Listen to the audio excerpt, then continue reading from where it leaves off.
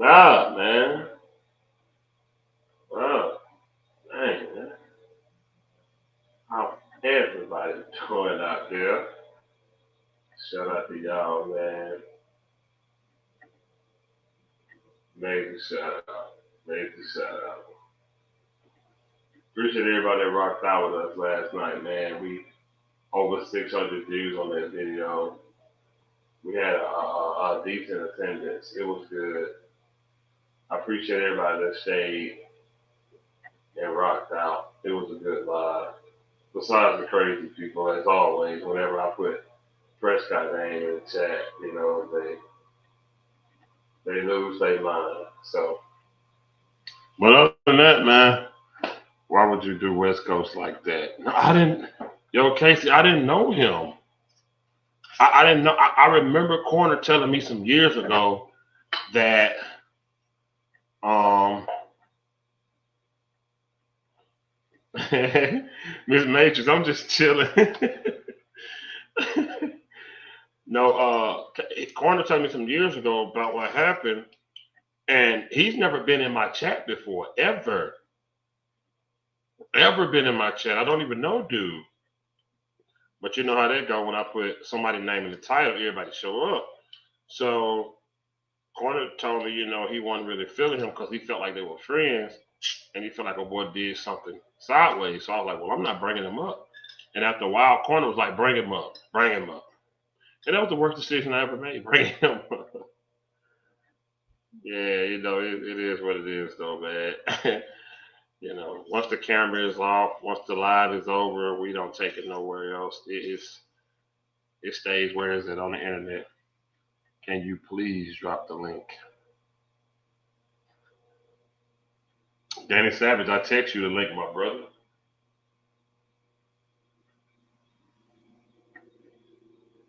I text you the link, Danny Savage.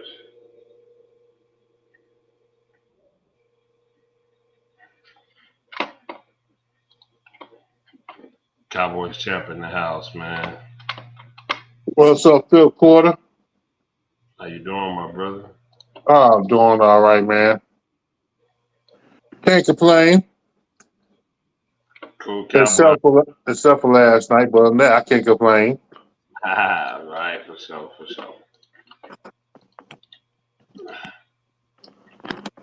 Letting y'all know now, there's going to be rotations in and out of the live stream. If you're not like regular crew, because I can only bring on 6 at a time because I don't have the premium anymore because I'm not giving them $60. She said, Miss May said, champ, you everywhere, man. I can't hide. How you doing? Tell her, yeah, that's because I'm watching you, Miss Matrix. Oh, last night live stream, it will not be like that tonight. I'm chilling, man. I'm so tired. Man, can you imagine him and OG together? Oh, I could not watch or I could not listen to that. Y'all had me up that late, and then I had to get up and take a load to Georgia this morning. I was mad as ever driving. Cool Cowboy, what's up, brother? What's up, guys? How y'all doing, man? What's up? What's up? What's up? Mike, what's up, man? What's up, Nothing Mike? much. That was an interesting stream last night. If it ain't live, it ain't me. What's up, Uncensored? What? Yo, what up, Uncensored? Not much, man. I ain't gonna be able to be on long. My wife decided that she want to throw her day in a house party out of nowhere. So Okay, Huh? brother. Okay. What's up?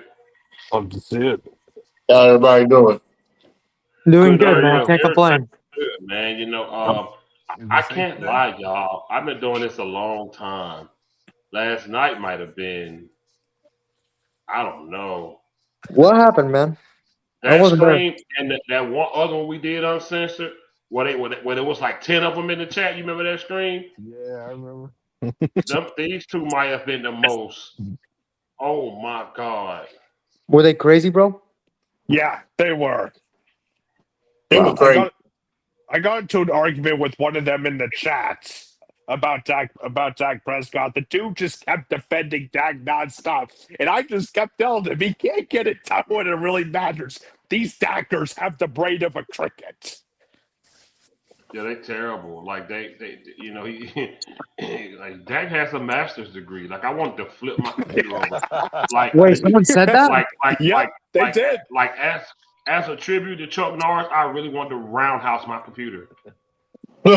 What is his master's degree in basket weaving? He got a master's degree in throwing interceptions. Yeah. But Hey, like all the time, when I put Dak name in the comment, they sent him over here. They sent that dude Wisco. He's never been in my chat. I've never seen him on my page. He's not subscribed to me. Any of that. How you find me on a random Friday night? We know what that's about. because they go on YouTube and they type in Dak Prescott for some reason. It's And so fucking weird, man. True. they have their lube beside them when they're doing it. Like I He have said he got never ever had a stream or anything come up that mentioned Dak Prescott ever. You ever. gotta search for that shit. JB, we needed you last night, JB. Good grief. Then he told Champ, like uncensored, what we always say. You let them talk long enough, they'll show you why they really here. Yeah. We say it every time, and I swear it wasn't 5 minutes. He told Champ, nah, man, I'm not gonna let you disrespect Dak like that. Who the heck are you Yeah, to say? What are you talking about? because simply I said that you can tell Dak do not study film. Listen, before we start off the show, can I just start off with a prayer, a special prayer? I'd like to. I like thank God up in heaven, all the angels, or Jesus. I'd like to thank everyone for giving us everything what we got. We got our health, we got our wealth, we got our families. But most of all, I want to thank God that Dak Prescott has a college degree, but he doesn't have a fucking ring. And the only fucking ring he's gonna get is a fucking Danish fucking ring and an onion ring.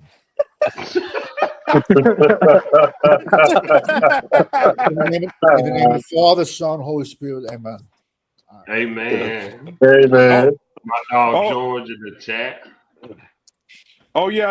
I saw tweets today, true or false. The Cowboys will win a Super Bowl in the Dak Prescott era. And I'm like, ain't no I way. said, Someone was attacking George too. man, George, my dog. George been around. George been around years. George the homie, man. Yeah, Um, what the hell you attacking him it's for? always what we say though, champ. Like every time what we say, champ, they never make it about his football skills. Why in the No, world would you say, how could y'all not like this dude? He has a master's degree. Are you Fuck him! serious? Fuck him! I know. Brian Bosworth had a degree in pool engineer. Yo, uncensored. You can look this up for me. You're an Ohio State fan. Andy Katzenmoyer has a degree. Don't ask me how they do it. In football, he did his thesis on football. He has like a degree in football. Andy Katzenmoyer. He was a those are the degrees they give out to people who have who literally it's like the ones that just get pushed through classes. You show up and you're the only kid in the class. There's probably not even a professor. It's probably some online course. It's It's like, a degree that ain't gonna do shit in life, bro. He played football like he played football like 3 years. He was a linebacker. Oh, he was a beast. He Well, if the just had a dude got a pair. master's degree, why the fuck does he do so much dumbass shit? Oh my god. I here's a couldn't master's So believe was it. it that? It was that bad though. This guy was like that bad, I guess. Yeah, he was. He was that bad. Oh, I cool left the cowboy. stream, I man. wish I could have. Cool cowboy. If there weren't so many people on, I would have brought you, bro. You have no idea. Dude. He's like, bro, man. He got a master's degree. He lost his brother. He go through so much, brother. We all lost somebody. Like what the fuck, bro? Hey, I got Yeah. a bachelor's degree. I lost my sister, my aunt, my mom in 18 months, and my grandmother. In 18 months. What can I get that type of love? Just become the quarterback of the Cowboys, then you get that love, man. Miss Bro, Exactly. I know people with GEDs that are more successful than kids with college educations. Legit. They're more successful in Man, life and listen, business. man. I listen. I don't even really talk about money. I make 6 figures a year, and I don't have a degree. That's what I'm saying. You do. Listen, my uncle went to Indiana, and he got a 4-year bachelor degree, and he ain't worked one day ever in that field, ever. And he graduated with a bachelor in psychology, and has never worked one day as a psychologist, as an assistant to a psychologist, or anything. Yeah, Miss Matrix, I feel you, and he do. He cool with Dez, but that has and that's the problem, Miss Matrix. When they get personally attached to these men, grown men, don't bring that to our channel where we're talking about winning games. He literally sat there last night and tried to say, "Well, if that's y'all standard Super Bowl, then I don't know what to say." Well, then what's your standard? What are you talking about? And I got to go in 5 minutes, so I'm just gonna say that motherfucker got up here and blatantly lied over and over and over again. You and Corner called him out on the lies, and he just moved on like he never even said shit. You even said, "Why you come up here lying?" Have you ever watched his show though? It's like an infomercial. Oh hell no, I would never watch this show. Oh, he advertises like I don't know everything. him. I don't know. I've never heard of him before. Oh, Yeah. it's I comical. I don't know him. Seriously, It's I a followed. comical. Yeah, I I really, followed I him really, I on. really don't know him. I actually followed him on Instagram a few years back. I never got a good vibe from him, but damn, I didn't realize he was that bad. But And I'm sorry, let Uncensored go. She said he had to go. No. Y'all good? Go ahead. No, I'm just. you know, and we not gonna let it be how it was last night because it was just all over the place. Everybody loud, everybody talking over each other. Uncensored. I put the title like before you go. I put the title like that for a reason. How much of this, we talk about hopium, we talk about Eshan talks about blind hope. How do you think they are really leeching on to what his potential could have been, or do you really think they believe he can still do it? I think it's similar, and bear with me right here. It's the same problem that people have anytime there's a big name that goes into free agency. They always look at what they were, not what they are. And so that's why every time a big name hits free agency, they're like, "Oh, we got to get him in. We got to get him in." Well, he's not that same player he was 5, 6, 7, 8 years ago. So they latch on to those first 2 years with Dak Prescott, and which was really carried by Zeke. But Dak Prescott is the face of the football team. And that's what they've latched on to. And they still hold on to it, thinking that that guy is still there. Dak Prescott is older, more injury prone, and he has not learned how to play football at a higher level than the first snap he took in 2016. Mm. But they are going to continue to hold on to what was, thinking what could have been. And it's just you got to realize that this dude is past his prime. You're gonna lose more and more games with Dak Prescott as your quarterback than you're gonna win. Because and I'm not wishing it on dude. History says that he's gonna have missed some time playing football this year. Oh man. And I hate when they come on here not knowing that they like y'all don't criticize no other players. Y'all don't talk about no other players. At that point, we should just boot them and not even let them talk anymore. Because it's obvious that they see the title and they come on not knowing what they're talking about. I like the people that come on and say that, but once they listen to us, they be like, "Oh, okay, my bad." Dude, we fried everybody. We were screaming, "Let Diggs go, Parsons go." They was telling us, "Y'all crazy. Why would they let Parsons go? He's generational. He's generational." Oh, you think they can't play Diggs and Bland? They're gonna keep them both. Okay. Okay. Every time. It never fails. It never fails. Literally everything they uncensored literally came up and said fire Al Harris. Everybody went crazy in the chat. And I'd be dang on if we didn't let that man go. Savage told y'all they're not going to pay two cornerbacks $100 million. He's gone. He said the And same I thing think, about the defensive tackles too. And they got it yup. also. Mm-hmm. And I think right now Savage is saying they're not going to pay two wide receivers $100 million. No, they're not. Think about it. The Dolphins already got rid of Waddle. I'll bet $5 Philadelphia trades Brown the weekend, the week of the draft. He's going to be gone off that team. And so then basically it's going to be Cincinnati Bengals and the Dallas Cowboys with $200 million wide receivers. And listen, I don't know. Listen, I'm not that bright. I never said I was, but you don't need 200 million. That's not the format to win to win the Super Bowl. You know what I'm trying to say? $200 million wide receivers, especially in the playoffs, late in the year, cold weather. Give me defense and a running game and a game manager. I'll take that.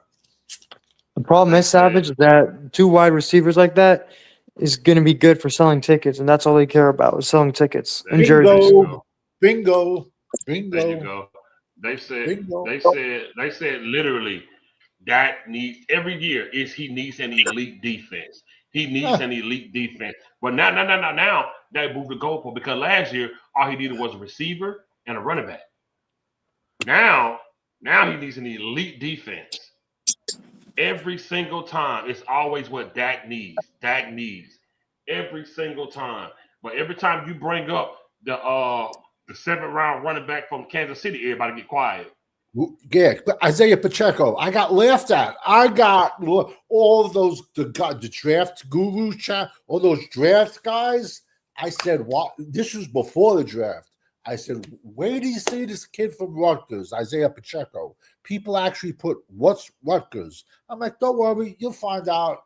It's only the Big Ten." And I know Mahomes won what 3 with a round 7 running back. They didn't need to go out and get Walker. They didn't. I think. I don't think the Kansas City to get back to the Super Bowl. Listen, as long as they got Mahomes, they got to get some wide receiver help. They have to protect him because he's been running for his life. He's getting older. Kelsey, I don't know why him and Horseface are coming back. Jesus Christ. Just tickets, honestly. I mean, he's on, it's a below average tight end class, but he's not. Hold up. She said, to be fair, because overwhelming majority of your content is Dak. That's not true. That's cap. No, that's not true. That's one. That is cap. No. Listen, no way. I can literally pull up my page right now, and you will see more titles that doesn't have his name versus the one that do have his name. Overwhelming majority of my content is Dak. No way. No, it's not. Nah, Miss Matrix. I do that to get under their skin and jump. When I do that, I talk to these guys like I'm gonna make a title to make these people mad. But when I really talk about this team, it's more than just about him. I got titles about the offense, defense, running back. Like it's not about him. Yeah, I'm gonna talk about him because he's a major problem. And guess what, Miss Matrix? When I didn't feel like he was a major problem, I feel like the defense was. I went on a tangent about the defense. When I wanted Demarcus Lawrence gone, I went on a 2-3 week rant about him. Me and Corner went at it so tough. So when it's about a guy that I feel like is hindering us, yeah, I'm gonna give it to him. Is Miss Matrix a good cook? Because she wanted to bet me that I said Dallas Cowboys will be the worst team in the NFC East this year. So she said she'd bet me $2,200 that they won't be.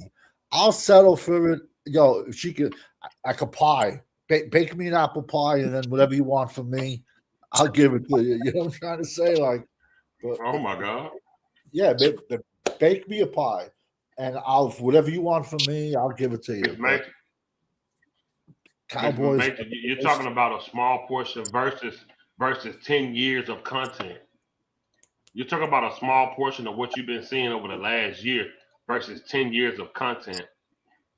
Literally, I've literally talked about everything. Like I went on a 3-month rant about Jason Witten.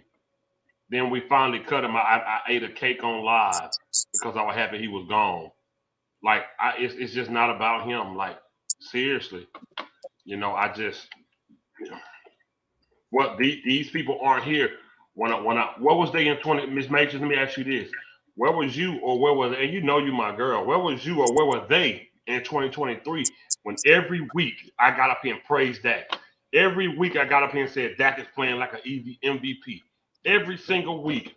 When Green Bay came to us, I said Dak Prescott is not about to let Jordan Love outplay him. That's what I was doing in 2023. The whole year. I got the footage. It's on my channel. Literally.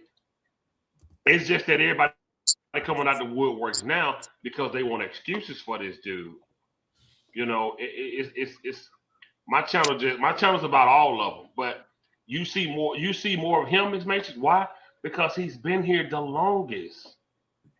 He's been here the longest. What did Danny talk about? Since when did I say I wanted to bet you? Put it up, please, because I have zero recollection. Didn't y'all talk about $2,200 last night? He was on. Wasn't she on JB channel? She was. Did she go on JB, the Cowboys fan channel? Yeah, she was on there. No. Yeah, she was on there. Yeah. So I said that there's an outstanding balance that I haven't collected yet for bets. And she told me, "Oh, I'll bet you 20." I'm not going to bet her 2,200. Of course not. She goes, "Oh," but I said Dallas will be the worst team in the East. And she goes, "Well, I'll bet you listen, it's in the comments." She goes, "I'll bet you 2,200 the Cowboys won't be the best team in the NFC East." And I'll be happy with a pie. You know what I'm trying to say? I'm happy. I'll be happy with pie and whatever she wants. A home baked pie. A home cooked is the best baked. Made with love. You saying what's up, brother? What's up, guys? Yo, What's up, Eshan? I'm good. Eshan, start cursing from last night. Come on. Motherfuckers. Yo, Oh, Eshan, yeah, Miss you debated Matrix. some motherfucker yesterday. I was on the man, that He guy was- was he driving was me there. nuts, man. He I was was on there. there. Oh, I was there. You motherfuckers couldn't get 2 words in. Sure could. We couldn't speak. This guy was just going nonstop. I'm like, what the No, fuck? I actually went back a little bit while I was muted and watched a bit. He literally would not let anyone else talk. Yeah, it was. That's not the way all Dak fans are, right? They just don't. Exactly. Miss Matrix, this 10 years of content. My channel is the majority about Dak. I cook everybody on this team, literally. Oh, yeah. For years, I've been. Eshan, no, he been here. Oh It's yeah. been about. Oh, It's yeah. been about everybody. Oh, yeah. Literally, Yeah. like I went. We I talked went on about rants Zeke. all these players. Like See, the I'm thing talking is about that everybody. the Dak topics are just one section of what we talk about, but the fans love that guy, so they just fucking balloon it. You know what I mean? That's just what it is. Yo, Dak Prescott has something on these fans, bro. Because why else are they like dick riding him this bad? This is what it still gets me. This man literally yesterday was bringing up a master's degree to defend Dak. Eshan, did you hear my prayer? Did you hear my No, prayer? I didn't. But I my thing. So that's what the debate is now. Because this guy has a master's degree, he studies film. That's the logic that he came to.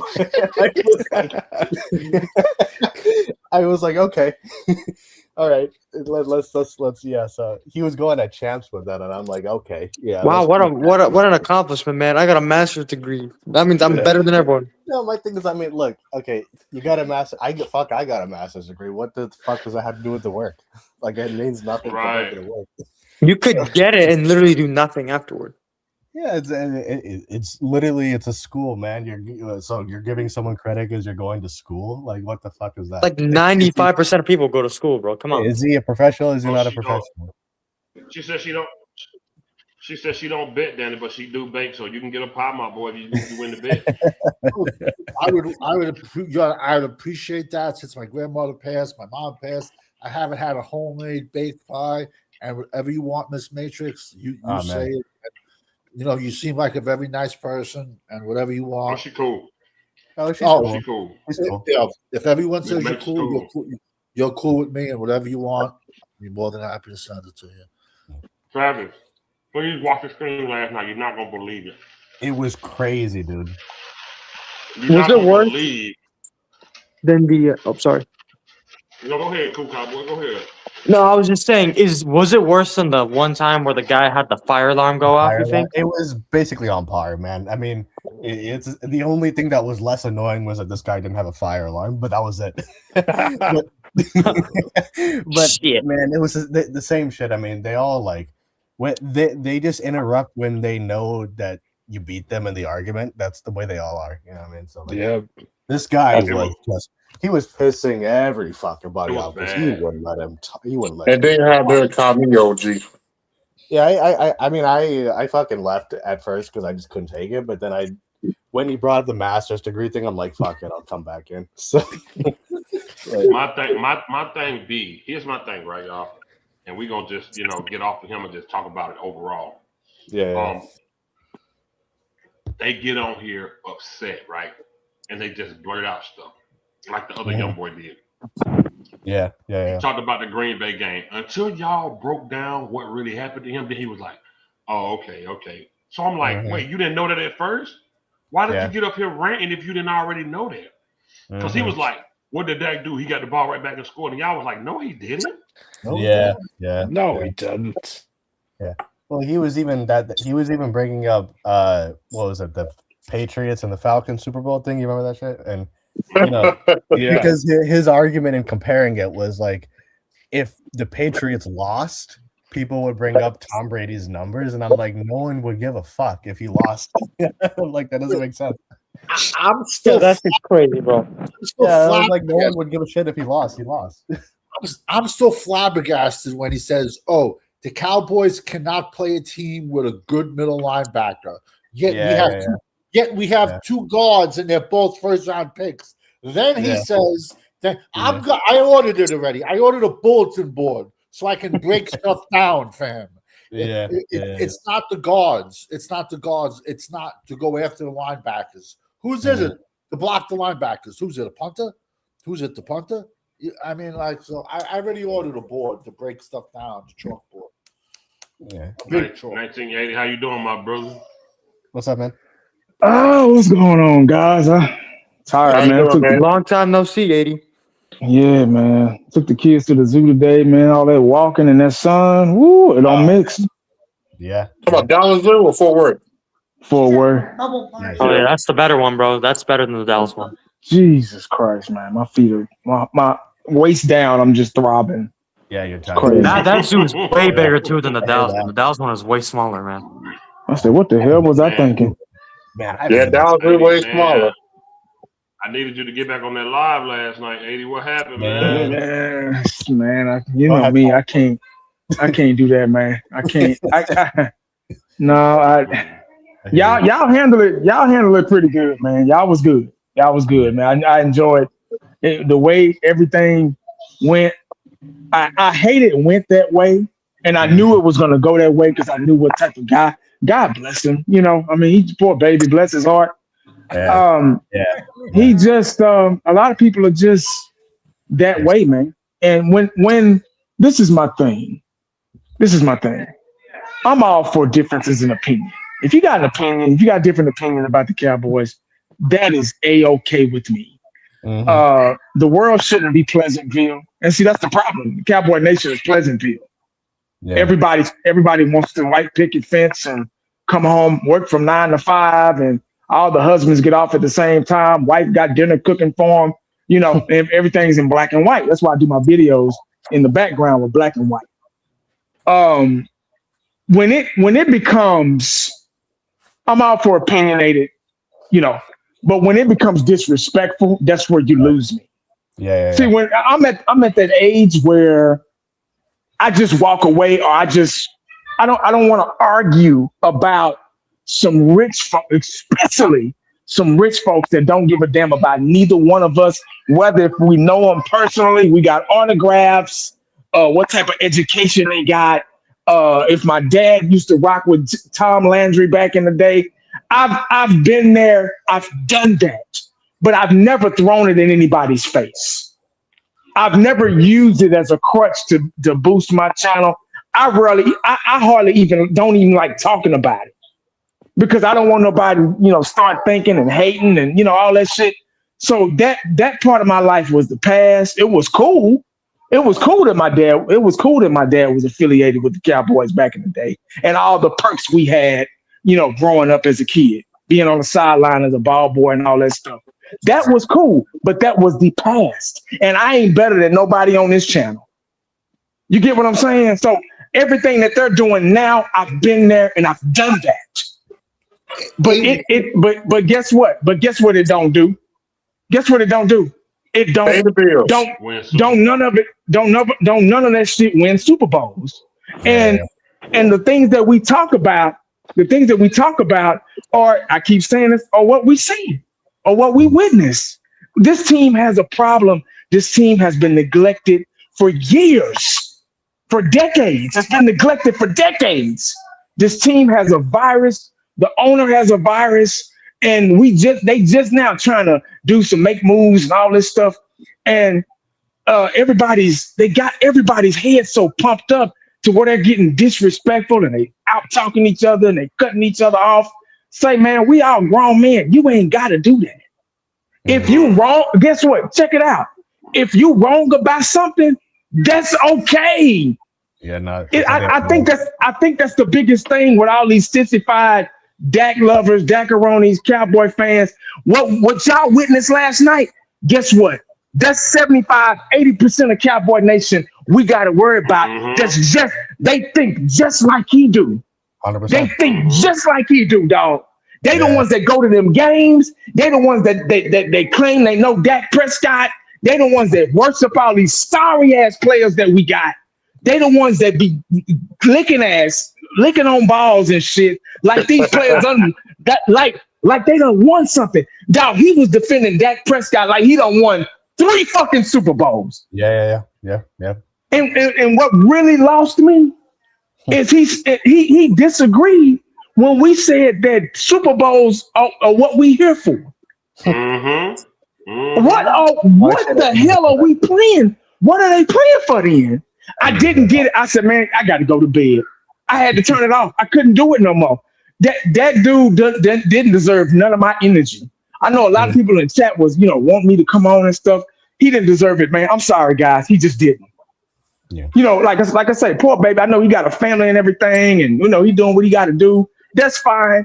But getting personal, making it personal, bringing up Dak Prescott's college degree and all this stuff, man. That's what lost me, man. That has nothing to do in the play. Man, I can't do it, man.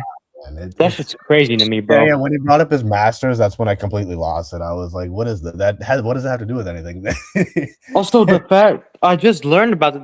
So you're telling me he said that, we're not here for Super Bowls. Then what are we here for? What's the point? If we're not here to win a Super Bowl, then I don't give a shit. Here's the deal. We're here for footballs. Those kids, those guys, they're here for clicks. They're here for super chats. They're here for this. They're here for that. They're not here for Super Bowls. Go ahead, Phil. What happened was he said he asked what's a winner, and I started naming guys that won Super Bowls. And my God. He asked me who was a winner, and I said Jalen Hurts. I said Patrick Mahomes, Sam Darnold, all those guys. And he was like, well, that what you here for then. We ain't got nothing to talk about. That's all you here for. I'm like, I thought that's what we all were here for. Oh my, I can't do it, man. That is fucking crazy, bro.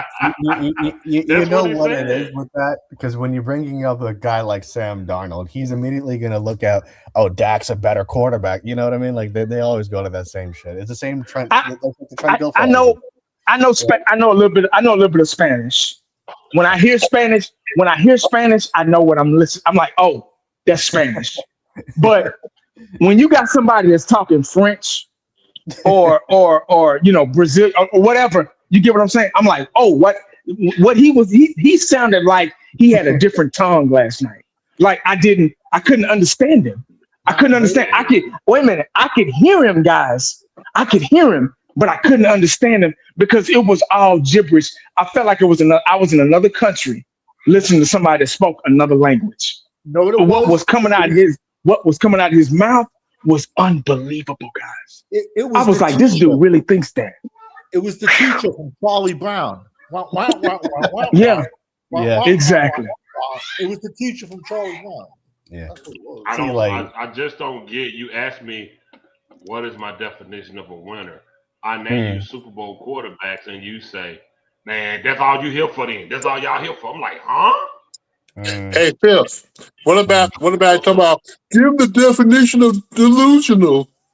Yeah. He tried to get all smart with that. Yeah. He thought I would disrespect. He said I would disrespect him because I told him he was a Because he called him delusional. Yeah, it's like 80 said. The sad part is, it's like 80 said. Majority of the fan base thinks like that. Yeah, very much so. And when you're at that point, you got to let those people just be. You got to let those. And there's nobody respectable that will come on your channel and try to overtalk you on your own page just to get their point across because they think overtalking you and talking faster than you makes them right. It's not about that. It's like I told the other young boy. I said, brother, we're here to win. Me and you ain't got no reason to debate. This is a losing organization. What are we arguing for? Yeah. What are we arguing for? This is a losing organization. You want to be right as if that creates wins. You want to be right as if that transition to wins.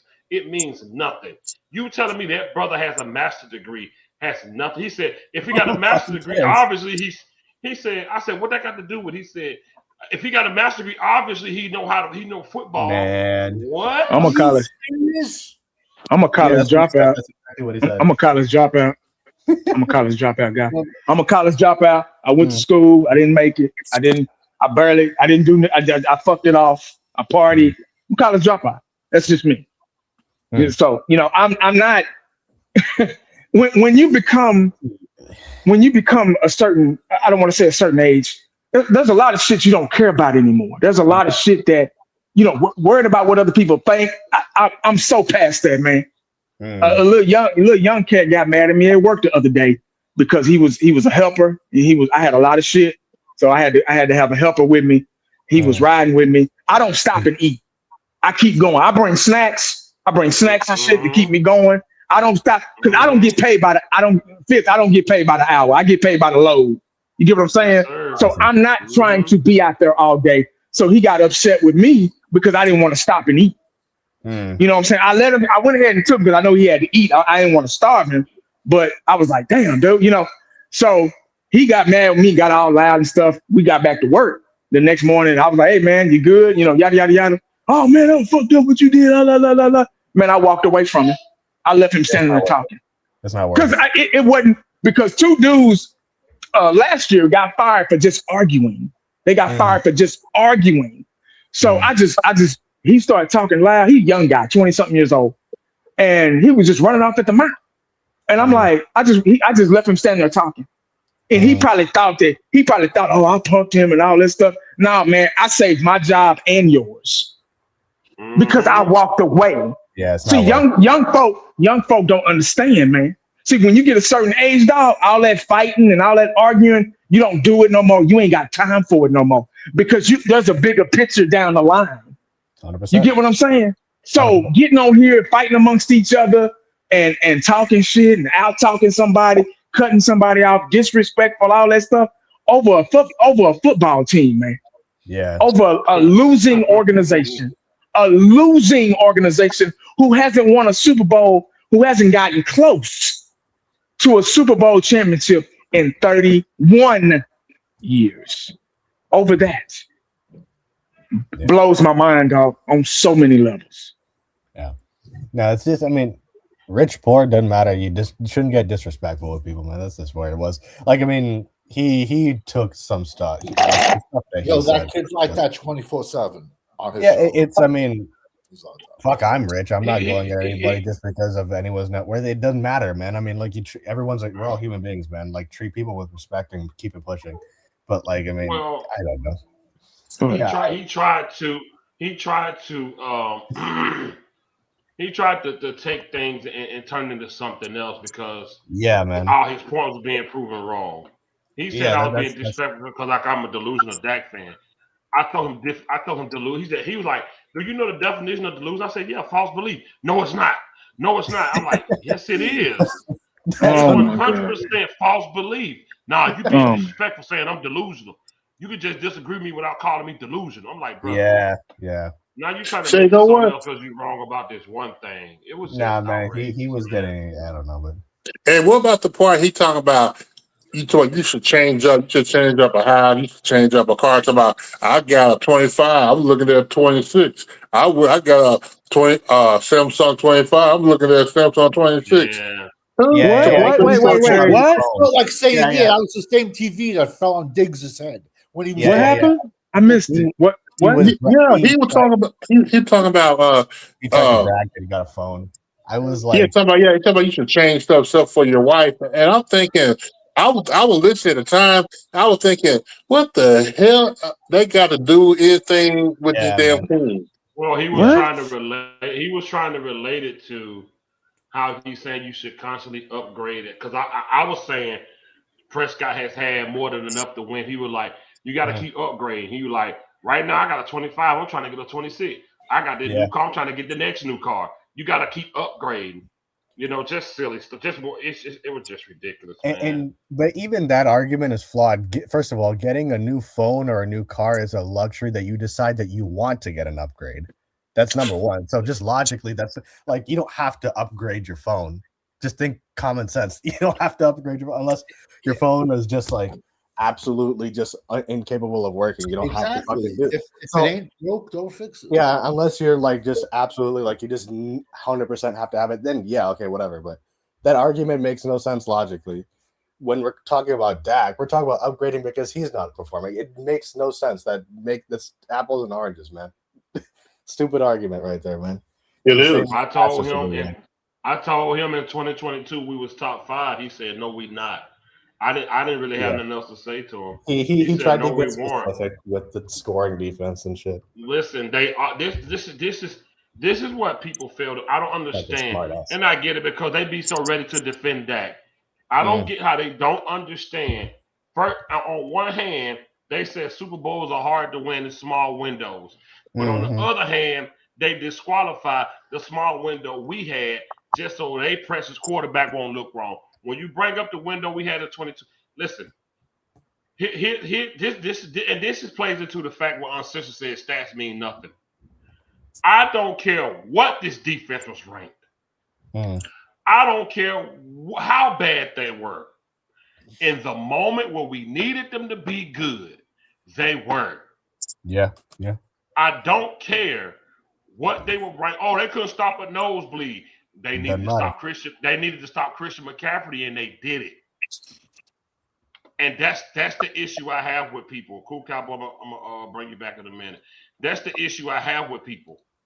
You gotta acknowledge when you have those small. It's a very small window. Sam Darnold may not never win another one in his life, but when he had that opportunity, he took advantage of it and he made the best of it. Trent Dilfer didn't win nothing else after that Super Bowl. Nick Foles will probably in the league 1 or 2 more years after that Philadelphia Super Bowl. There are small windows of winning, man, and you have to take them. I don't care what our defense was ranked. I don't care how bad they was on the run stop. When we needed them, when we needed them, they stood tall. Cowboys corner always he loved it. Jordan Lewis. Jordan Lewis stood tall when we needed him to. I was always like, forget little dude, but when we needed him, he stood tall. Everybody did their job when we needed them to. That's when they looked at the quarterback, say, "Hey, your turn." Like Uncensored told old boy last night, man, the boy were going out scoring. Uncensored, bro, I don't care what they do. After they score, the Cowboys get the ball back. What did your quarterback do? Yeah, yeah. You 1980. have you have an opportunity to score back. You Yeah. have an opportunity to score back, and then I forgot that technically, I think if you take that 19 points, wouldn't have been 19 by San Fran, if I'm not It would have been mistaken. 13 points. 13 points. because the 2 picks led to 6 points, man. So he essentially had to score 14 points if he doesn't turn the football over. He can't score 2 touchdowns and win. He also brought up. I'm sorry. I'm going to forget it real quick. He also brought up the year Dak was injured, so we can't count that against him. And that was the same thing. That was the same thing the fire alarm said. The same exact thing. I shut the computer off, came back like an hour later, and he was still screaming and yelling. But 1980, real quick, you're going to appreciate this. He goes, "Oh, where the Dallas's all pros on defense?" And I said, "Well, in 1992, the first Super Bowl of our run, the Dallas Cowboys did not have one all pro on their defense." And then he flipped it around as, but we only won because we had a running back. But yet, we have one all pro and on our defense in 1992. And then he just spun it around. I'm like, that's it, I'm done. Yeah. Cowboys Corner, how's your Saturday night, my brother? Good, man. Just got it back from in town. We went out of town, did a little shindig, and now we're back. I didn't know I was going to make it on time, so thank you for holding it down for the live stream tonight. No, yeah, for sure, brother. Without a doubt, man. Without a doubt. Yeah, glad y'all made it back safe. Man, everybody kind of hung over from last night's show. That's all the chat talking about. Like the people that missed it, like what I missed. I had people hit me up privately saying they like how you handled last night. Literally. Yeah, I got text, I got call. They said Corner handled it better than they thought he would. I guess they thought football news was gonna come out. But yeah, they yeah, man. So salute to you, bro. I asked Uncensored this question. I'm gonna ask you too. Do you think fans are holding on what could have been with Prescott, or do they really truly feel that he can do something else? They're holding on like we did with Romo. I say we. I mean I know I did. Right. I was a big Romo fan. I thought Romo could win it. I thought 2014 was our year. Then going in, I thought 2016, if, Romo would have played some, I thought, that could have had a good chance there too with the veteran quarterback like Romo. But, after seeing Dak for 3 years, I realized that I'm not going to do the same thing that I did with Romo. And I'm not, because it doesn't get me anywhere. False hope, false narrative.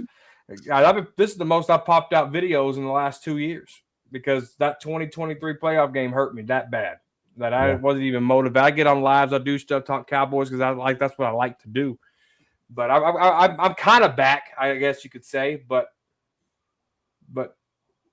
Dak Prescott, to answer your question, Fitz, sorry to go on a long rant there, is good.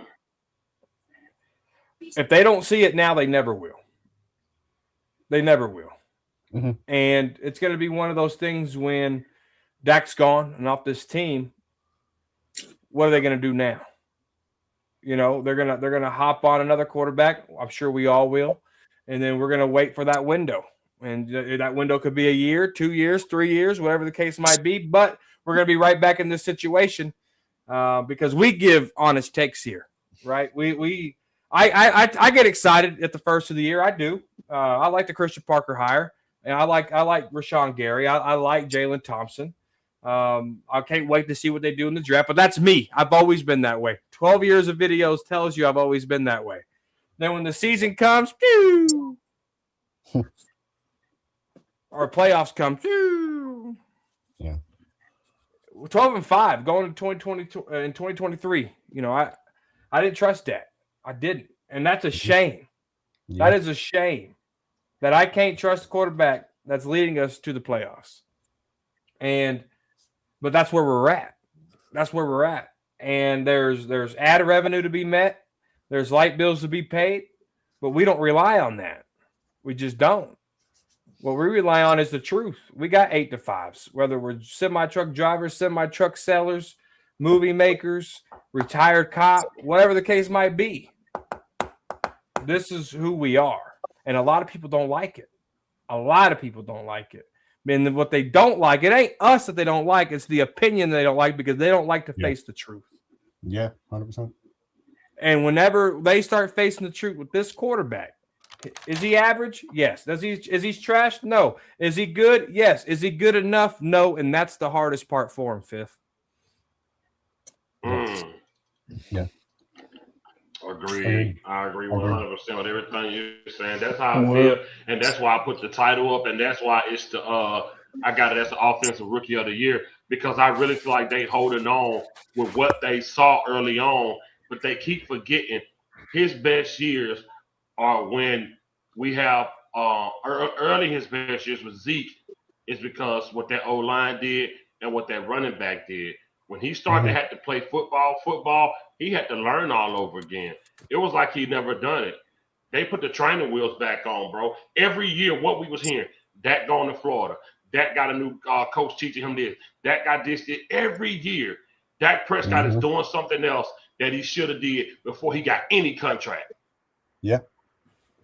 11 years in, he's Because still how we working on paying the guy? football. We talk about him. We talk about him going to Florida after he like. Yeah. What are we talking about, man? Yeah. In my opinion, Mike McCarthy and John Kitna got the best out of that kid. And if I Mhm. had to pick one, I'd say Mike McCarthy. mm, McCarthy for sure. For sure. I say McCarthy. But and then we right back here. McCarthy, the frustration, and that's why my whole thing with Shoddy was McCarthy experience being around Aaron Rodgers. He wanted to bring something out of Prescott that he probably saw corner word potential. He probably man, but probably held back by ownership, that inability to learn. We keep forgetting like he didn't pass a lot his rookie year. He No, he didn't didn't. pass a lot, man. You know, No, he didn't. the football gods talked to Jerry, and Jerry went and got. I don't know what would have happened, even with us not going anywhere. I don't know what it would have been without Amari Cooper. We look That. terrible. Yeah, man. Amari Cooper is just good enough to make a bad pass look good. Yeah. That's what he was doing. CeeDee Lamb isn't good enough to make a bad pass look good. That's why when he catch him, he almost hurts himself. He hurts himself a lot because he torques his body all crazy. Amari Cooper's a more calm like receiver. He got the quick feet. Lamb will go up and put his body on the line for something and damn them to break his shoulder. You know what I'm saying? And those are the issues that we are having. Pickens are going to have those issues with that. Everybody has had those issues with Dak. Yeah. Dez Bryant was a big body receiver. Go up 50-50 ball. He's not going to get in the air and get out athletic like he Michael Jordan twist and turn his body. That wasn't who he was. You know what I'm Yeah. saying? And that's going to be a problem going forward, even with George Pickens. Because we see him, he ain't reaching for nothing that he got to extend his arms all the way out for. Yep. He is not reaching for it, man. Lamb will go up there and almost kill himself for it, and that's the problem with Dak. Dak cannot throw on the run. You got to slow down to get the ball. You got to do this and do that, and that's just the type of quarterback he is. And that's why I say I feel I don't care who they line up on the outside. Because of him, we will never get anywhere. I don't care what they get defensively. The defense we've seen defense get unbelievable stops. Unbelievable stops. Even when we need them, we've seen guys show up and get those stops. Dak Prescott to get the ball and won't cash that ticket in. He just won't, and it's not him all the time. Sometimes it's coaching or whatever. It's just with him. This many years in, I'm sorry, man. If you got to keep changing out the parts on his engine block, the engine block is done. Get a new car. Get a new car because you're going to get the same results. I hate to crush on anybody right now that feel like getting it. If you want good defensive players in the draft, put your mindset in the state of rebuilding. I forgot the word ADU. ADU don't use rebuilding. I forgot the word you use exactly. But put your mind in that. Yeah. Mhm. development. Develop. Yeah. Development. We are in a developmental stage, man. I said it last year. They said no, we not. They said no, we not. We not in developmental stage, but how many players are here from? We ain't even got 4 back. How many players are here from 2 years ago? Yeah. Yeah. We literally signed Osa and he's gone. Yeah. Diggs gone. A year after the Parsons contract. gone. These Yeah. guys are gone. DeMarcus Lawrence gone. They're all gone. You are in the developmental stage of football again, and until you accept that your quarterback has to be a part of that package that's out of the door, you're gonna keep bringing that car back to the shop. because you're delusional. Well, man, maybe I just need to change the alternator. Maybe you change the starter. Maybe the spark plug. Let me change that too. You'll be back in a few weeks. It don't Speaking matter of what you that, put around it. You know, it just don't matter, man. Who is that? So Oh, but yeah, man. You know, that's just the way I feel about it, man. He said, "Yeah, you forgot about Tony Romo." No, I ain't forget about Romo. He was the same way. They got to stop restructuring contracts and eat those cap hits. Now I'm gonna read this real quick. Drake Mays has more playoff wins in 2 years than Dak has in 10 years. Let that sink Yeah. in. That's something that Dackers are too scared to talk about. Shout out Oh, to yeah. Mike again for the super chat. Think the Jaden change with Daniels has DC. more wins. I mean, we can go down a list. Yeah, it's crazy. That's true. I mean, Jaden Daniels, Drake May. I mean, Sam Darnold. Who would have thought last year that Sam Darnold would win a Super Bowl, man? It's crazy shit. Corner, what would that mean? What would that mean, Corner, to eat, just say, you know what, Dak, man, get out of here, man. We just gonna eat this and pay your money. How bad would that be financially for the team, Corner? it'd be terrible. It'd be awful. You'd be eating like $90 million in dead money for 2 years. God damn. Yeah, you're eating 9 figures, man. You can't. Yeah, you're crippling. You're fucking. Yeah, you're stuck with this dude, man, for at least what 3-4 years, I think, at least if they restructure. Well, you're not stuck with him per se. You're stuck with the dead money. Well, yeah. Well, that's what I mean. So Let me He ask you won't be this, here in though, Corner. 2028. So if you keep him, do you save money? No, because you got to No. keep restructuring that contract. Because remember, Eric, So getting rid of keeping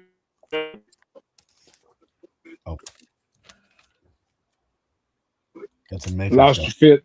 Yeah, you paying Lost the your money. You pay. There you go. Y'all don't hear me? I do now. there now, you go. now I do. So keeping him and get rid of him, you still got to pay him the same money. Well, Yeah, yeah, 'cause remember, credit card effect that I told you about. yeah, it's just worded differently. It's the credit card I was telling you about. In 2028, he's on the books for $87 million. He won't even be on the team. Yeah. I Yeah, so I disagree. mean, if you cut him now, you're you're in a lose-lose situation, whether you have him or you don't have him. That's kind of just where we're at with it. Why? What the hell were they? What they were thinking? They I should have hope- never signed him. He should have left I with hope- Mike McCarthy. I hope I'm He wrong, should, they should. but I disagree. I think he's going to get another 2-year team-friendly, like 2-year, $25 million a year contract, because in Jerry's world, as long as the people come and the people want Dak Prescott will be the quarterback. He will get another 2-year deal, and then all the fans they'll light candles and they'll say, "Oh, he took a team friendly deal. He's gonna get another deal." Yeah, Watch. yeah. And I hope Like candles. What's crazy is, I mean, the seats are going to be filled regardless. I mean, the seats were filled with fucking Castle and Whedon, for fuck's sake. And yet, but I mean, they signed him not for football reasons, man. Jerry himself said he signed him because the fans wanted him. And it's because of the guys like yesterday. 90% of our fans are like that. They love this guy. They want the player to match the person. And, you know, I mean, that's what it is with him. But yeah, so I mean, because you give him a raise after the Packer playoff loss. So I mean, I don't know. I mean, I can't see it for being for football reasons, man. I'm sorry. So Yeah. it's unfortunate. But OG, I stopped. I went to Atlanta, OG, and I stopped one time on the way back. That was it. I like to stay on the road, man. Keep the pedal on the metal. I don't like stopping too much, man. Yeah, they made a horrible move. Yeah, they did. They did make a horrible move. Yeah. Biff, I know you love TA and got some wings. No, I'm a loves guy. I don't do TA. I only go to Love's, OG. Love. Mm. There you go. There you go, Rolando. Exactly. Okay. There you Yeah, go. the fans now, though, man, are just Jerry has them by puppets, though, man. I mean, he can literally like do anything, and the fans will be in the seats. It's insanity. So, I mean, I think I don't know, man. I mean, I'm hopeful that the fans change, but at this point, I mean, the standard is so low that they will take anything. It's crazy. He said, think they're changing the DC and defense, not that top three offense. Herbert first round pick 2020, 0-3. Um, Yeah, Herbert's not good. he said Tua top five, fifth pick, 0-1. Some people just want to cry about a player in the ultimate team sport. Okay.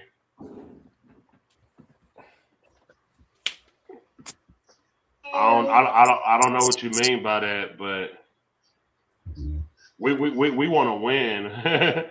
That's what we want to do. We want to win, man.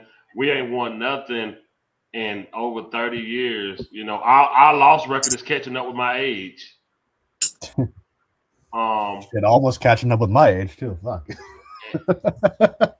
And Golly. yeah, Like straight you up, know, man, it's crazy. last time we won something, MC Hammer dropped the funky head on an album, Punks in a Bump. I wasn't even on this earth last time we won. Serious. Last time we won some, he dropped the funky head on the album with the Pumps and the Bump on it. So, and you know, fun fact, Primetime was in that video. Sure was. Dion was in that video. He sure Because was. Yep. Well, that was cool. That was his own boy. That was cool. They rocked Yep. together. Yeah. Oaktown. Mm-hmm. Yeah. But no, Ed Tex, we just want to win. You know, we all are in agreement on here on the panel. I mean that you know, once you do everything you can and you change everything but one thing, it's time for that one thing to change. It's time for that one thing to change, man. You know, and they just refuse to do it. Dude came out and said he didn't sign the man for he said he did it because of the fans. Yeah. You know, That's so exactly what I did. and that be our thing. And Corner is normally optimistic, but I asked Corner, I said, do you feel like even if we got everything we needed defensively, would it matter because of our quarterback? And Corner said, no, he don't think it matters. We still need a quarterback. And and that's the one time I was hoping Corner would say what I didn't want him to say. I wanted him to say, yeah, it'll help, but we've seen it. We've seen it. And when I told old boy last night that was on the live, I said we had a top 5 defense. He said, well, let me tell you why that didn't matter. I'm like, okay, you are out of your mind. Mm-hmm. Because you go, what about the run stop, man? What about the one game where we did stop them? Yeah. I think if to be honest with you, if people can accept the fact that we are rebuilding, developmental, if you can accept that, I said last year we rebuild, and they was like, no, I don't think we're in a full rebuild. I said, okay. Now every time we call out a player name, we'd be like, who? We don't know them. We don't know them. We all know in every single Cowboy fan how we getting there is where we different, and that's okay. Multiple ways to get to the same destination. You truckers should know that. Well, Miss Matrix, some roads aren't made. Some roads aren't made. Some roads aren't made for trucks. Some roads we can't go down. Some roads have low clearance. Some roads have low clearance bridges that we can't go under. Yep. Some roads have 20-ton bridges that we can't go over. Mm-hmm. So a lot of those roads you're talking about, we can't even look in that direction. And because if we do, it's self-destruction. We're done. We got to call the city police. We probably got to bag up 2-3 miles. So sometimes it's only one road, and the Cowboys ain't went down that road yet, and that road is changing the quarterback. So hey, Every it might be every field. multiple. My bad. Go ahead. No, I'm sorry. Every field got 100 yards on it. The same goddamn field. Same game. Mm-hmm. Same game. Just like I said on Channel 8 when they got my video, I said same game. Same game. Y'all got to figure it out. They got to figure it out. OG said, "Did you kick the tires, walk around today, and did you try to holler at something in loves?" No, OG, I wasn't trying to holler at prostitutes. I'm surprised. I need a so lie detector test. Corner, stop having these people thinking I do that stuff, man.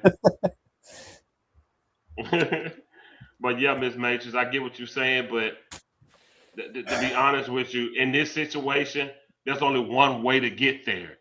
You have to accept the rebuild.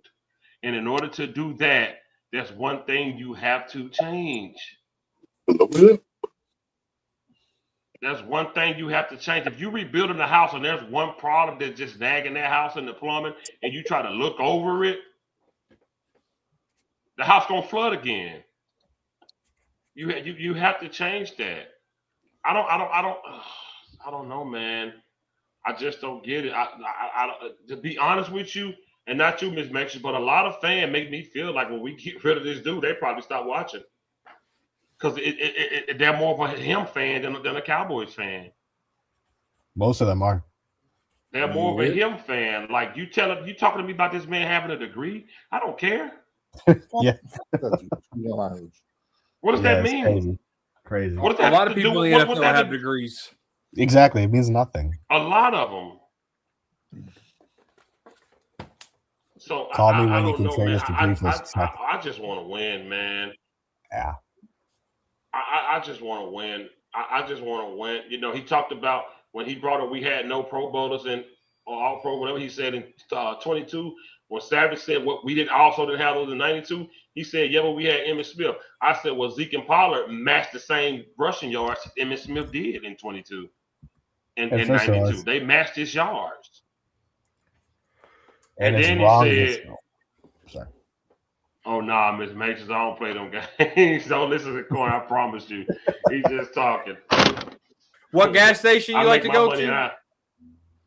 I make my money and go home. I only go to Love's because they the best. Oh, I know. They got the best. They got the best love, don't they?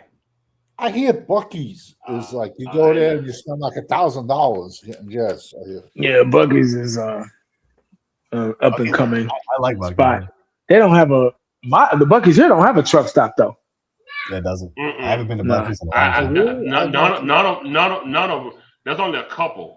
Like rarely, they're not putting them on there. They're making them for travelers. They're for tourists. Like people traveling state to state. It ain't for us. Nobody likes us. Nobody likes truckers. What's up, corner? I'm gonna tell you this. I was last year on my way to Texas. I was gonna stop at a Bucky's, and I'm on the interstate. I'm on I-35, and I'm looking at that Bucky's, and I see. I mean, I probably seen 800 cars on that parking lot. Yeah, I looked at my wife. I said, we ain't stopping. Fuck that. I'm yeah. Bucky's is always busy. It's always busy. Bucky's is the Walmart for tourists. It sure is. For sure. It's always busy. We stopped at one in Pensacola on the way to Orlando. We stopped at that one, man. That junk was huge. Oh, that year you took the kids down there? Mm-hmm. Woo. Yeah. That junk was huge. Appreciate you, Mike. Mike said, I've seen people ask, will the Cowboys win a Super Bowl during Dak era? I have a better chance at walking than Dak had won the Super Bowl. How's this fan base that brainwashed? Well, Mike, you know what? It's that they wanted to work because they're a fan of him and they want him to get one. And you saw an example of that where we had Cooper Rush and he went out there and lost and people got on their live screens laughing. Yeah. Cowboy fan got on their live screen laughing that we lost. They laughed. So they was happy we lost. Absolutely. They was happy we lost because they said, see, we told you. They were so happy that Cooper Rush didn't prove that he could play better than Dak. They got on their lives and laughed, man. Yeah. So that show you what their fans are. These are in the moment type of fans. It's not the same. The fandom is not the same. The fan base is not the same. I always say this, YouTube between 2016 and 2018 was so cool and chill. It was chill. It was none of this. There was no friction. All these people that talk crap about me, talk crap about 80, talk crap about Corner, talk crap about everybody. I used to watch these guys. We had them on out there. They was asking us could they come on the round table. They was on our channel. They was coming over there to us. You know what I'm saying? Like, but things change, man. You know, I think once we all accepted that Dak wasn't who we thought he was or what he was gonna be, they stayed on the train. We got off the train, and that along with, and like Corner said the other day on OG channel. Shout out to OG in the chat. OG, I'm not gonna go much longer, OG, but if you want to come up for a few minutes, you could. Like Corner said the other day, these are these dudes' bread and butter, so they gotta say this stuff for their fan base that pay their bills. Yep. They fan base pay their bills. They super chats, they Patreons, they donations. It pays their bills. It don't pay our bills. This is just extra cash for gas or food or whatever. This don't pay our bills, man. It's not enough money to. So we're not compromised to the point where we have to tell you. I just saw the dude the other day. I'm not gonna call his name because we talked about him a lot. OG played the clip. He said, all you gotta do, you got your 2 wide receivers. All you gotta do is get your star quarterback, his defense. He was like, if Elway can do it late in his career, so can Dak. What? Yeah, of course. Oh yeah. Oh. He said if Elway can do it, so can Dak. Oh my God! He did not compare. Oh, I can't. Oh, sure did. This is good. He said if John Elway can do it, so can Dak. And it's just sad. You guys broke away because you guys understand and know football instead of being consecrated for money. If people start watching Cowboy content, they will find another team. But there you go. Shout out to Uncensored. And that's what happened. I don't care. Dude, we literally have been authentic since day one. Even when we were a crew, when it was like 6 of us, 7 of us with the round table, when we saw the authenticity in that dying down, we was like, nah, we out. You gotta get out. Mm-hmm. 80 dipped first, and me and Corner was always talking. We was like, bro, this ain't it. This ain't what it used to be. And we got away from it. We broke away from it because it's not who we were. We won't stay authentic because people over there wanted us to dictate and be compromised and be scripted. They wanted us to be scripted. We need to say this about Dak. We need to say this about. We're not doing that. We can't go from having topics to how we need to talk. You can't get mad at us because of our opinion on a player because now you're getting money from YouTube. And that's why those people that were on the chat with us, you know, you don't really see them as much. Shout out to Space Cowboy for putting that together. Very smart kid, man. Shout out to him. College graduate, man. You know, salute to Space Cowboy, man. But everybody else that wasn't authentic, you don't hear from them. Because eventually it dies down because you can only keep up that shtick for so long. Look, how many people come to your channel, Corner, my channel, 80 channel, and say, hey, man, I was over there, man, but I can't tolerate it no more. Too damn many to count. Mm-hmm. I can't put up with it no more. I can't do it no more. And that's the thing. We don't do this. Yeah, you get money from this, but we don't ask for money. We don't say, donate or I'm done talking. Donate or I won't tell y'all this. Whoever sends the best donation is going to get a shout out. What does that mean? Wow. Go ahead, Corner. No, there was a guy, Curtis something. I can't remember. In his picture, he had a hard hat on, and he would come in there. Oh, you're DCFN. You don't know what the hell you're talking about. You're stupid. You're dumb. You're this, that, and the third. And then not even 2 years later, he was back in my comment section. Dude, you were right about everything. I'm sorry. Shit. Oh my God. Karma's a bitch. I said, welcome. God damn. That's hilarious. I've heard that one before. He did, Man. Nate Dogg. He absolutely broke the fourth wall with that video. Facts. When he called them names, it was over. It was over. And they was reaching out trying to, man, let's have a conversation. Ain't nothing to talk about. I only talk to the homies. And every corner told them straight, ain't nothing to talk about. Y'all are compromised, bro. Y'all are cowboy media. This is y'all paycheck, and that's okay. That's why we don't come over there. And we definitely don't tell your fans come over here. And we definitely don't tell y'all how to run y'all show. And we for sure don't send people over there when y'all go live. We don't care. We They're all not on we my For You page. No, they're nowhere. But if they come across my TikTok, I hold it down. I hit not interested. Go out my day. Well, we're going against the grain. We're messing up their product. We're telling people that this lawnmower doesn't cut grass like the commercial says. You get what I'm saying? So that's where they feel like when we come over here, we're on here talking the real, and we're not sugarcoating. We're not, like Corner State giving out smoke and mirrors and unicorns like they do. We're messing up the product. We're going against the grain. So that's why they get mad. They send people over here or they eavesdrop and trying to see what we're saying because they feel like, oh, damn, man, these cats, they done said this about that. And they know it's true. Or not just that, but the Cowboys. They know it's true, but we're going against the grain. We're messing up their product. They feel like this is their product because they're making money from it. You get what I'm saying? This is how they make this is how they make a living. This is how they get paid. They really put a lot of work into it. Like we used to do back in the day. We used to put a lot of work, spit, a video every day, but they take it personal because this is they have to do this. This is their bread and butter. So they're trying to convince their people, their followers, that we're a good team. Dak Prescott's a good quarterback. Jerry's a good owner, and Cowboys is a good brand. Don't give up, all this stuff. Just like an infomercial. They gonna tell you this lawnmower works. It cuts this, it cuts that, and yada yada yada. And when you buy the lawnmower, you like, damn, it done went out. I ain't even used it 30 minutes. It's all right. I gotta charge it again, or something. And you get on the page telling people the truth. That's where they start tripping because you messing with their product. We're going against the grain. And see, all these fans, they don't realize that shit. They just going in. They think it looks professional. They got the green screen in the background. They're showing clips. They feel like they're watching ESPN.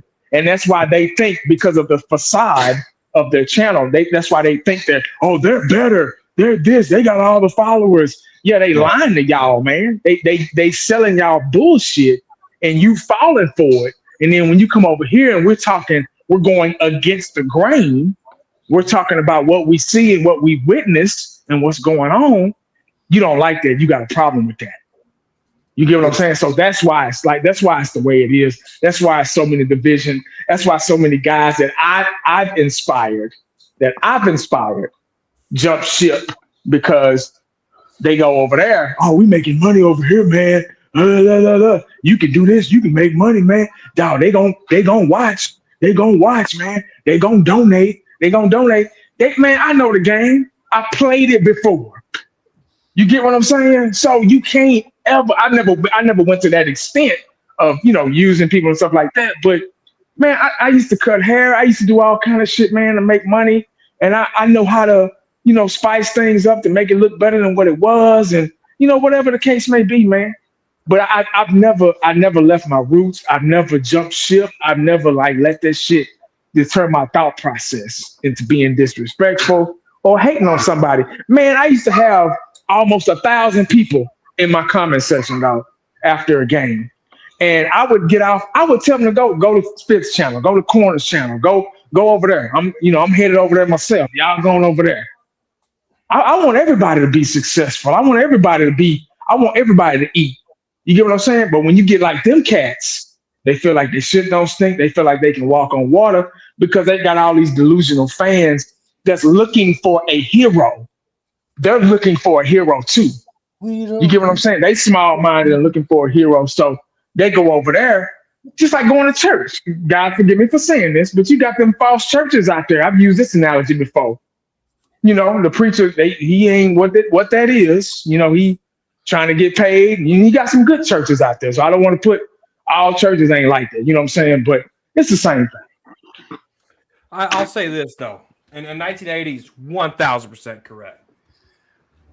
But here's the piece I'll add. There's a point in time where Fifth will always be a fan. Savage, Eshawn, 80, me, everybody that we mess with, everybody in the chat will always be a fan.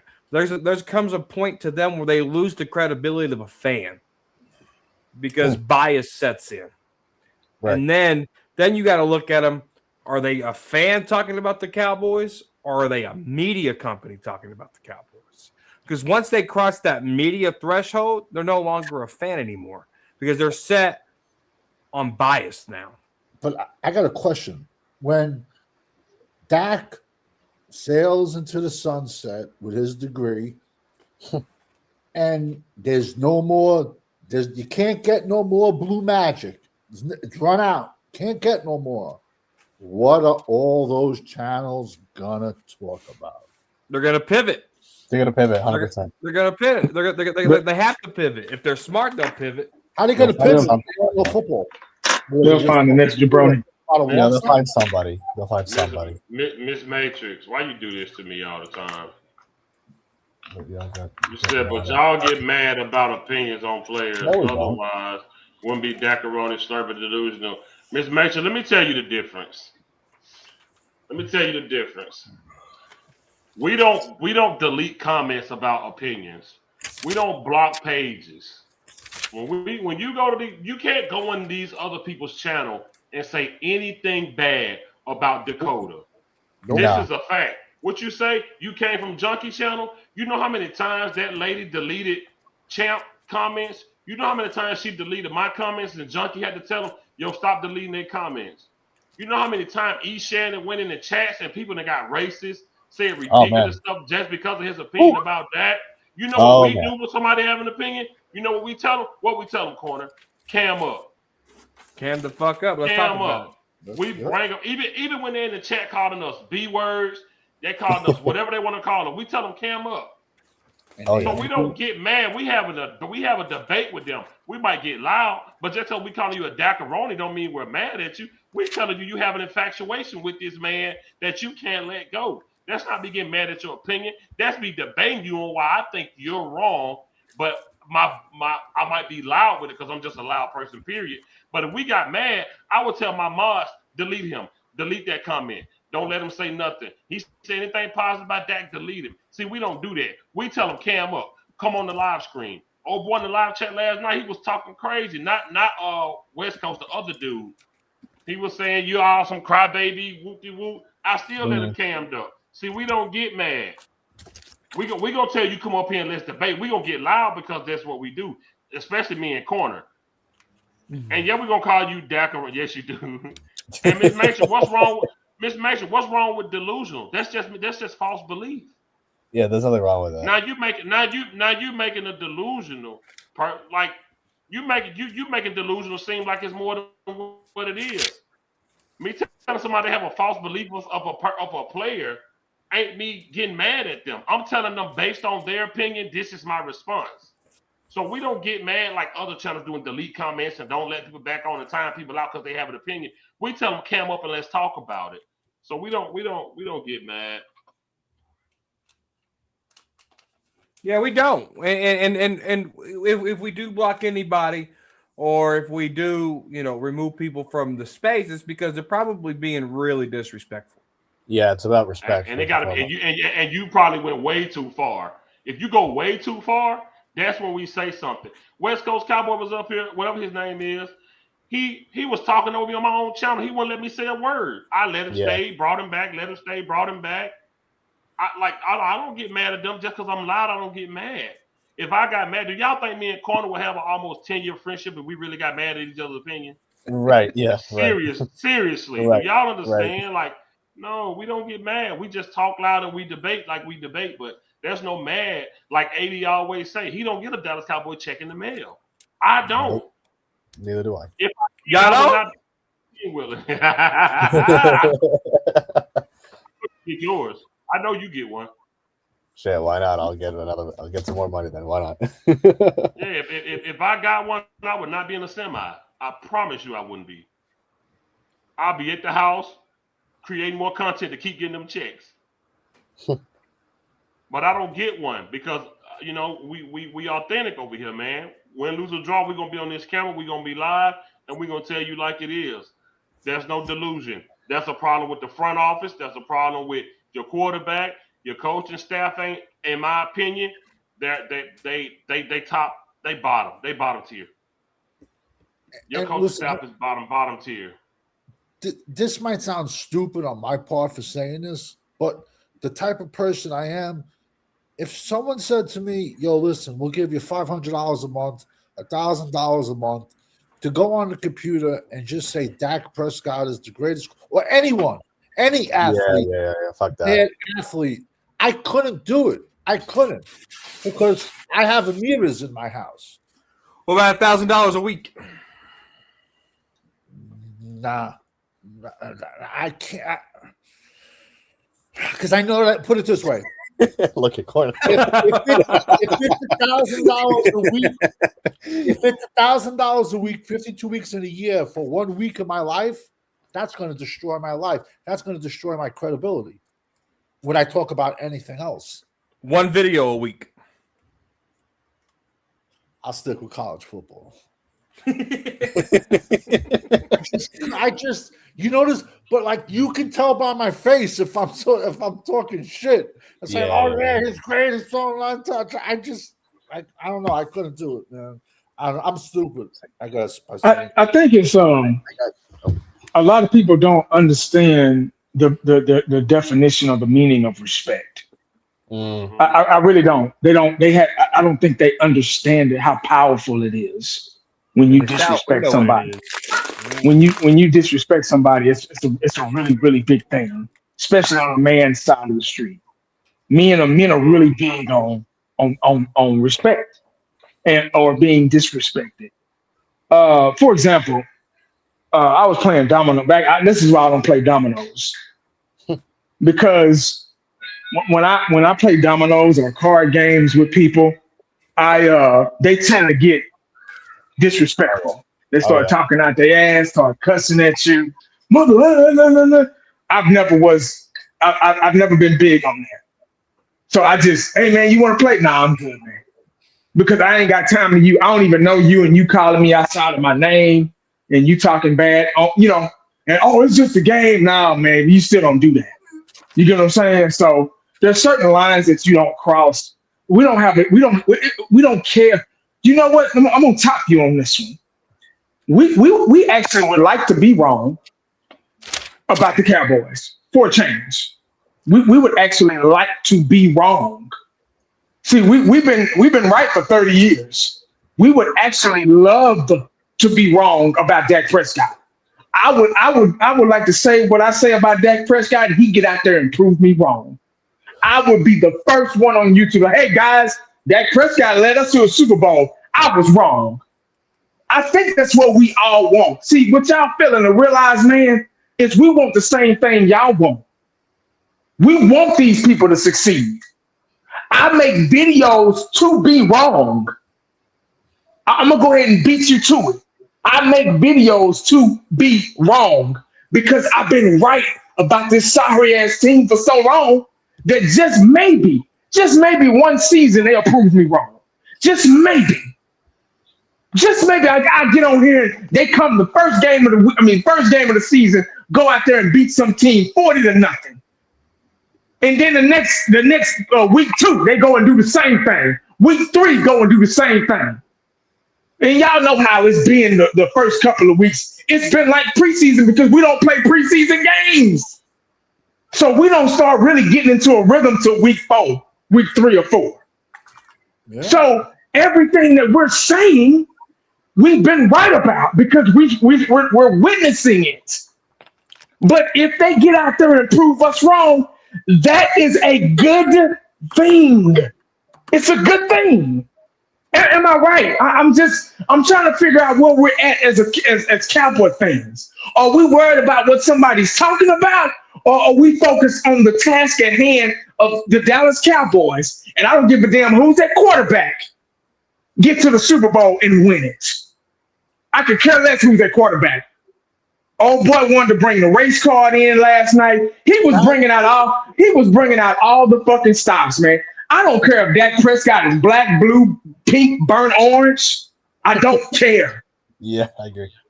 Joe Montana's my greatest quarterback. My GOAT. He ain't black. You get what I'm saying? So quick, if you got to do all this shit to protect Dak Prescott, he ain't worth it, man. God bless If, him. if we got to do all these curves to restructure contracts and fire this guy and hire that guy for 31 years. Come on, 31 years, man. That's a long time. But everybody want to blame us. It's our fault. They want to get on here and talk shit to us, which is okay. We're built for that. We're ready for it. Corner, they ready for this shit. Fifth ready for this shit. He's saying, Savage, that we ready for it. Champs. Uncensored. We ready for y'all. That's what y'all don't understand. We're ready for you. But see, guess what? Guess what? We ain't out there playing though. Y'all need to go knock on their door. Go ring their phone and ask them why they fucking up like they've been for the past 31 years. We're not the problem. They are the fucking problem. They have been the problem. All we do, what I say, y'all just mad because we talking about it. We not the problem. They have been the problem for the past 31 years. But everybody want to talk shit to us because they can get away with it. Or they think they can get away with it. But we're gonna keep if that keep throwing interceptions, guess what we're gonna do? We're gonna keep fucking talking about it until y'all get the message or get the picture. Because we already got the picture, man. We already know what's going on. We're just waiting on y'all to come aboard the love boat. We already here. We at our promised land. This is our promised land right here. Now our promised land is a Super Bowl, but right here we already know we're okay. We don't even get mad no more. Corner used to scream at the goddamn TV. I used to scream at the damn TV. I used to cuss 1,000 people out at the same time. But we don't even do that no more, man. We don't do that no more because we know what time it is and we're okay with it. We're just waiting once again. We're just waiting to be wrong. We're waiting. We're ready to grant you your wish because y'all just want us to be wrong so bad. Guess what? We already beat you to it. We're waiting for us to be wrong too. So y'all let us know when we wrong, then maybe we might win something. Because right now we've been right and we ain't been winning shit. That's the bottom line. Yeah, I mean, you want to make money off of YouTube? Have at it, man. I mean, do what you got to do to pay your bills and all that other stuff. I mean, it goes beyond just cowboy content, right? I mean, there's so many people who make money off of YouTube, so I have no problem. I mean, do what you got to do what you want to do. My issue is just admit it. Just be honest. You know what I mean? Like, don't pretend like you care about the Cowboys or all this other shit. I could care less if you want to make money off of it. I mean, for me, it's beyond football. It's like, okay, hey, yeah, we're fans of the team, but at the end of the day, life is bigger than this, man. There's so much more to life than just YouTube or making money off of YouTube. Doesn't matter. So when you get personal and get disrespectful, it doesn't bother me. But you know what I mean? I just think you gotta be respectful, man. And just be on. I mean, if these guys were honest and upfront and be like, hey, man, you know what? We just want to cash in. I would at least respect it as a, you know what I mean? But then they try and manipulate people and shit. I'm like, fuck that. That's where you just I draw the line in the sand with that one, man. You can't. So, but these fans are crazy, man. No, they're not gonna do that. If they got in here, I'm not disagreeing with you, Shane. You're exactly right. But they're not gonna do that because they know that's fucked up. They're not gonna say, hey man, we just want y'all's money. Oh, absolutely. They're not gonna say that. That's scummy, and I mean they wouldn't do that. Yeah, they wouldn't do that. Of course not, because immediately everyone would jump off. I get you on that. I'm just saying, for just me speaking just for myself, I would rather someone spit in my face and let me know, okay, this is where we stand, then you fucking stab me in the back. You know what I mean? It's like that's kind of where that's just the way I am. So, but yeah, it's these guys are just, I don't know, man. Cowboys corner, what's more important to you in that war room? Your new DC, being majority rules, or Schottenheimer being that he's the head coach? Good question. Oh, that's a good question. Oh, hey, that's a good question. Right now, I would say Christian Parker having a voice, and here's why. If you the research that I've done on Christian Parker was before he hit the NFL scene, and even in the NFL scene, even when, as Savage says, getting people's coffee. He had to recruit players, he had to develop players, and he had to scout players. So he has a history of scouting, in a sense.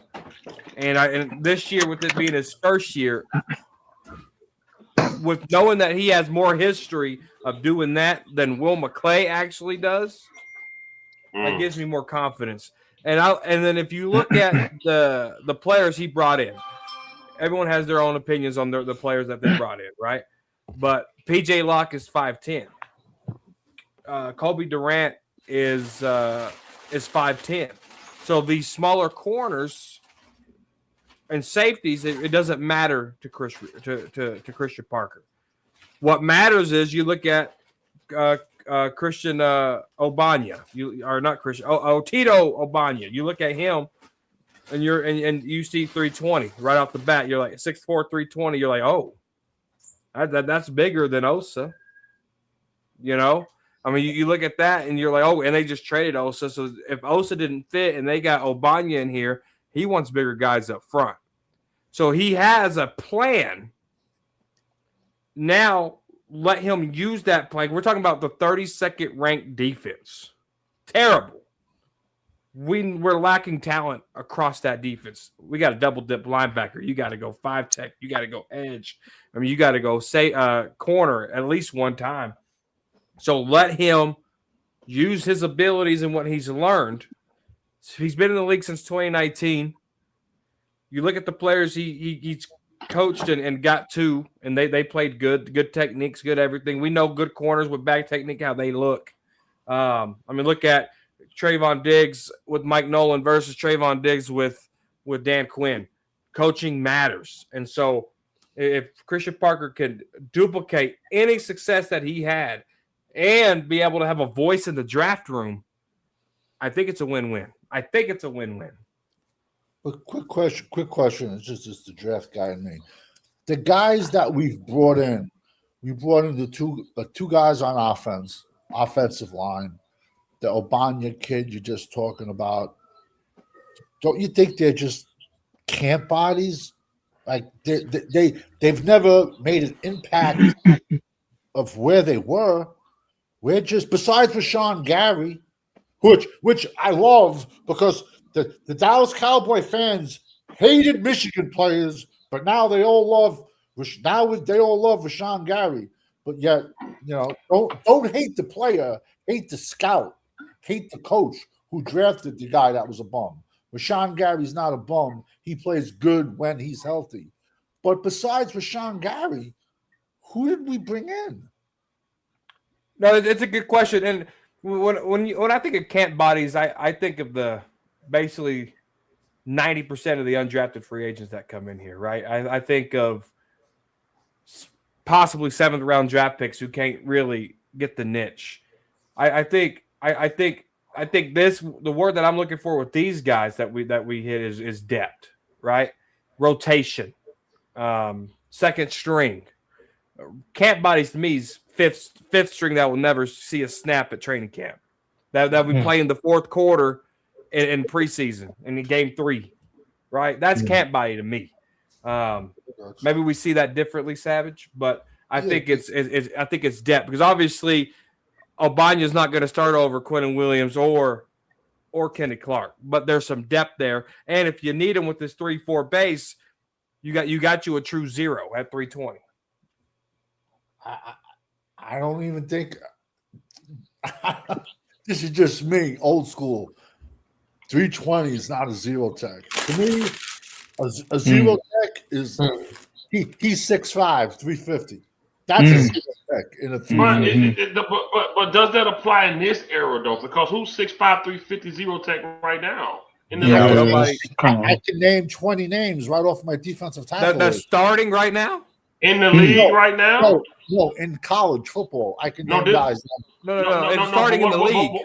What He's I'm talking about saying right right now, you said an old school guy. I think the old school guy you were speaking of the old era. We don't see no 6'5", 350, 360 zero techs right now in the league. These Okay, guys but are athletic and smaller now. but Yeah, I agree. besides Pittsburgh, who plays the most 3-4? What other teams really play 3-4 defense in the NFL besides the Pittsburgh Steelers? Well, right, but that's I I mean, don't know. but even still, I mean, That's why the players are not out on the field. Who's the kid we traded for from Buffalo Bills? The monster. He was like 6'5", 330. We cut him, and then he went back. He's still playing for Buffalo 3 years later. Like 2-3 years ago, we traded for a giant 0 tech, 1 tech from the Buffalo Bills. We traded a draft pick. We cut him, and he went back there, and he's still playing the last 3 years. I have. Hey, Savage, you remember Gilbert Brown? He's played for the Green Bay Packers. Yeah, he was like 6'4", 350. He was short. Remember how he couldn't play every down. They had to keep subbing him out. Remember that? I think that's where I'm not disagreeing with you. You got a point. But I think that's where the direction the NFL is going in. I think they want that, but a little smaller, more hybrid. You get what I'm saying? I think they want to go, and I get it. I want somebody that big and girthy too, but I don't know how consistent that can be. Somebody that size in today's game, I don't know. It's a faster game. They'll stamina, injuries. They're going to keep. Yeah, I mean, I don't know. I may be wrong, but I just think. I agree. Listen, I respect your opinion 1,000%. But listen, when I see a guy that big, is he a 60-down player? Hell no. Give me 20. Give me 20 snaps. A couple years ago, Snacks Harrison, the big kid from Detroit Lions, he was bouncing around the NFL left and right, and he was a monster. And that was so. Has the game just evolved that much in the last 3 years? So then, why? If listen, I get what you're saying. That's why you got to have 10. Your 10 defensive linemen that you activate on Sunday, they have to have, I guess, a little bit of everything. But then there has to be a couple of guys that, all right, you're going to play 20 plays a game, and that's it. And that's all I can expect from you. But you got to stop the run. That's just my opinion. You think Snack Harrison was a monster?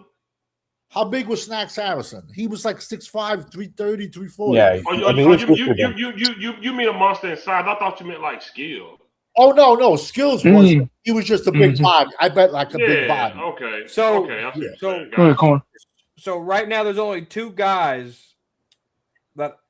Well, there's one guy that fits in the entire National Football League that fits Daddy Savage's type. It's T'Vondre Sweat. He's with Tennessee, 6'4", 366. He just got traded to. And then the second guy they're technically three, but the other guy is too damn big. The second guy is Jordan Davis with the Eagles. He's slightly under 350, and he's 6'6" and 336. Ooh, that's a monster. And then the third guy is that Desmond Watson, the big guy. That's 6'6", almost 500 pounds. He's never seen the field. He never will. But Desmond Watson got traded just this past week to the Jets. He got traded to the Jets, and the other kid is with Philadelphia Eagles. Desmond Watson's not even in the league. He played with the DC Defenders, man. Yeah, he's baking cookies on the weekend. He's like 600 pounds. He's 6'5". He's 6'8". He's 6'5", 464. Oh Jesus! Oh Jesus Christ! Yeah. Hey, when they were at training camp, they had him running laps around the football field. Wow! He wasn't even practicing. He was just running. Yeah, he was Florida Gator. He was a Gator. And was he? Oh, okay. That's a big guy right there. Too big, man. And he played with the DC Defenders right now. Can you imagine did he play in Florida? To go up and down 20 times? Yeah, he's a Gator. He was a Gator. He was a dog in college, man. No, he played. Oh, okay. He played like maybe 15 plays a game. He was okay. He played. He definitely had more than 15 snaps. He was so big. They just made him run a 20 instead of a 40. Damn. Okay. You is that a joke or is it? That's a joke. It's a Oh, okay. What killed him was when the season ended to the combine, he gained 45 pounds. That's what Yeah. killed him, man. That's unhealthy, big. That's unhealthy, Yep. big, right there. That's He what gained 45 pounds from that- already being 400 pounds. Jesus. that reminds me of when WWE sent Yoko and Big Show to lose weight and they gained weight. They said Yoko was paying people on the staff to like Yep. smuggle in chicken and shit like He that. was. Yeah, he was. Yep. But yeah, so and my point was, Savage, I don't mind that. I guess I'm asking, it has It's the rare. game.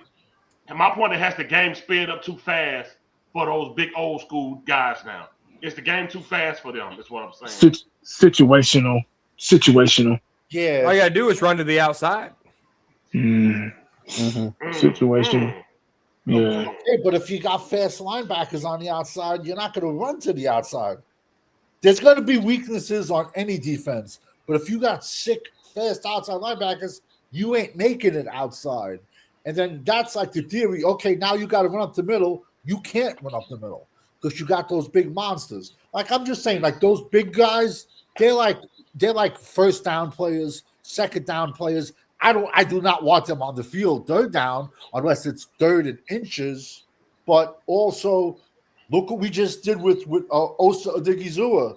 He was what 6'2", 285, 290, and he'd have fit anything. And I don't know. I think maybe they were. I think San Fran they were doing some fentanyl because I can't believe we got a third-round pick for Osa Odigizua out of San Fran. Oh, I told you we would. Go ahead. Wait. Pause. You told who what? I told you guys would get a third round pick for Osa. For who? Osa. the guy you argued with me for 6 months? Yeah. I told you guys. That's uncensored. He'll tell you. Let me mute up. Yeah, I'm gonna mute up for this one. Look at I'm not gonna debate about a play that ain't on the Cowboys. No. Hey, Savage, you got a question on the screen, man. I'm just laughing because somebody put Zeke 344. All right, one for Savage. Y'all is funny, man. I heard in the streets the Cowboys are going to take Jordan Tyson with the number 12 pick. Nobody will be able to stop the offense. Your thoughts? Here's the thing with Jordan Tyson. When Jordan Tyson is healthy, he is a beast. He's a monster. Also, he plays in a division that I don't like. I also think there is other safer picks. I do love Jordan Tyson, and I ranked 25 wide receivers so far, and he's in my top 5, Jordan Tyson. But when he's healthy, he's been nicked up every single year. And but some guys that shit happens. They just get like the injury bug, and then one thing goes, that goes. But then what's gonna happen then when he's in the NFL and he got 230-pound safeties hitting him? But he's a top 5. He's a top 5 wide receiver for me. When with the asterisk when he's healthy. But he's pause, y'all. Why are we talking about offense? Oh my God. Hey, I'm gonna bounce though. I got to pee real bad, and I'm gonna take it easy tonight. So I appreciate Take it easy, man. Take it easy, man. All right, man. All right, Corn. Take it easy. Man, I forgot my dog Champ. Yeah. Man, I forgot. Man, question for you, man. If okay, I'm gonna ask you the same thing I asked Corner. Who do you think should have more pull in the war room? Your new DC or your head coach? Okay. If hear me out. If the head coach has some balls that can swing, I would say him, because that way he can be the overseer of not just offense but his defense. He would try to figure out what he needs on what type of players that his new DC needs. And like if Jerry or his grandkid want to say, "Daddy, pick him," he said, "No. Y'all go to the playroom. This grown man business right here. We're gonna pick what's gonna fit for Christian Parker defense." But since he don't, let Christian Parker have majority of the say so, especially if the players that fit whatever system that he gonna run that's on the board, let him choose that. Okay. 80 man. Long as you've been around this team and just the sport period, football period, man. Um, have you ever seen a quarterback have this much not win and last this long on one team? Wow. No, I haven't. I don't think I have. Not even Romo. No. No, I haven't. I don't understand why, but I haven't, and I hate to talk about Dak again. You always give me the Dak questions. Romo Yeah. was here for longer though. Romo was here for 14 years though, bro. Was it? Yeah, Mm. because he remember he got injured in 2016. Oh, that's But right. how many years was he on the bench before he started? Yeah, but I mean, just cumulatively. Oh yeah, he was. He didn't Because start he was he was behind Drew Bledsoe. He didn't start. Yeah, it was 2003, I think. That's right. He's he started so like 05, 04, 05 or something like that. But anyway, yeah. I'll switch the question. Sorry to interrupt. Yeah. Let me switch the question. Hey, this one more your type of question. Michael Irvin said defenses don't win Super Bowl. He said defenses that can create turnovers win Super Bowls. He said so you can have a good defense, but if your good defense can't create turnovers, you won't win Super Bowls. We've seen this team have a good turnover defense. Mm-hmm. We didn't get a Super Bowl. Players are leaving out and coming back in. You said developmental. I say rebuild. People say you don't need a full Do you consider a full rebuild when you switch out everything, including the quarterback, or can you change out some pieces and keep that QB and it still be a rebuild? It depends on your quarterback. If your quarterback has been successful, then you can put something around him and you can have trust in him that he'll get you where you need to be, get you to the promised land. It's you can rebuild with that quarterback. Kind of like Michael Jordan. Michael Jordan was getting his ass whooped, all those years, and he got Pippen, he got a little better, and got some pieces around him and got a little better. So all he kind of needed was those pieces that help, that little help, just a little bit, just to get those championships. So yeah, I think you can rebuild. It just depends on the quarterback. If you got, I think with Dak, he's just not that guy. So it's hard. You got to get rid of him to rebuild. But maybe somebody else, maybe somebody like a Sam Darnold or somebody, you can probably rebuild with him because he can get you there. Even though that defense got him there. Michael Irvin, he was right, but he was kind of wrong at the same time. I mean, yeah, on defense, if you can create turnovers and get the ball back for your offense, that's what you want. Because the offense, the only way you can score it, well, you can score on defense too. So yeah, I guess he was he was right. But you can rebuild with a quarterback that'll get you that you can believe in. You can rebuild it. I believe that you can rebuild with a quarterback that you can believe in. But Dak, no, you got to go ahead and get rid of him too. So that's why I don't call it a rebuild. That's why I call it a developmental process because we still holding on to him for some. Well, obviously we got the contract, ain't nothing we can do. But that's where I go down that road with that one. Okay, I agree with you. The Seattle rebuilt for a year, but Darnold is interchangeable. I don't agree with that because I don't think you can put anybody there and win that. We I would just rather have asked him number not one to turn the scorer football defense. over. Yeah. If Dak Yeah, just didn't I turn the don't. football over, I that's a don't. problem. Yeah, I don't think you win that. 80. Kind of a part two. What's the most important? Is cornerback? What's more important, a cornerback or a linebacker? That's a good question. I would like to say cornerback because that's my favorite position.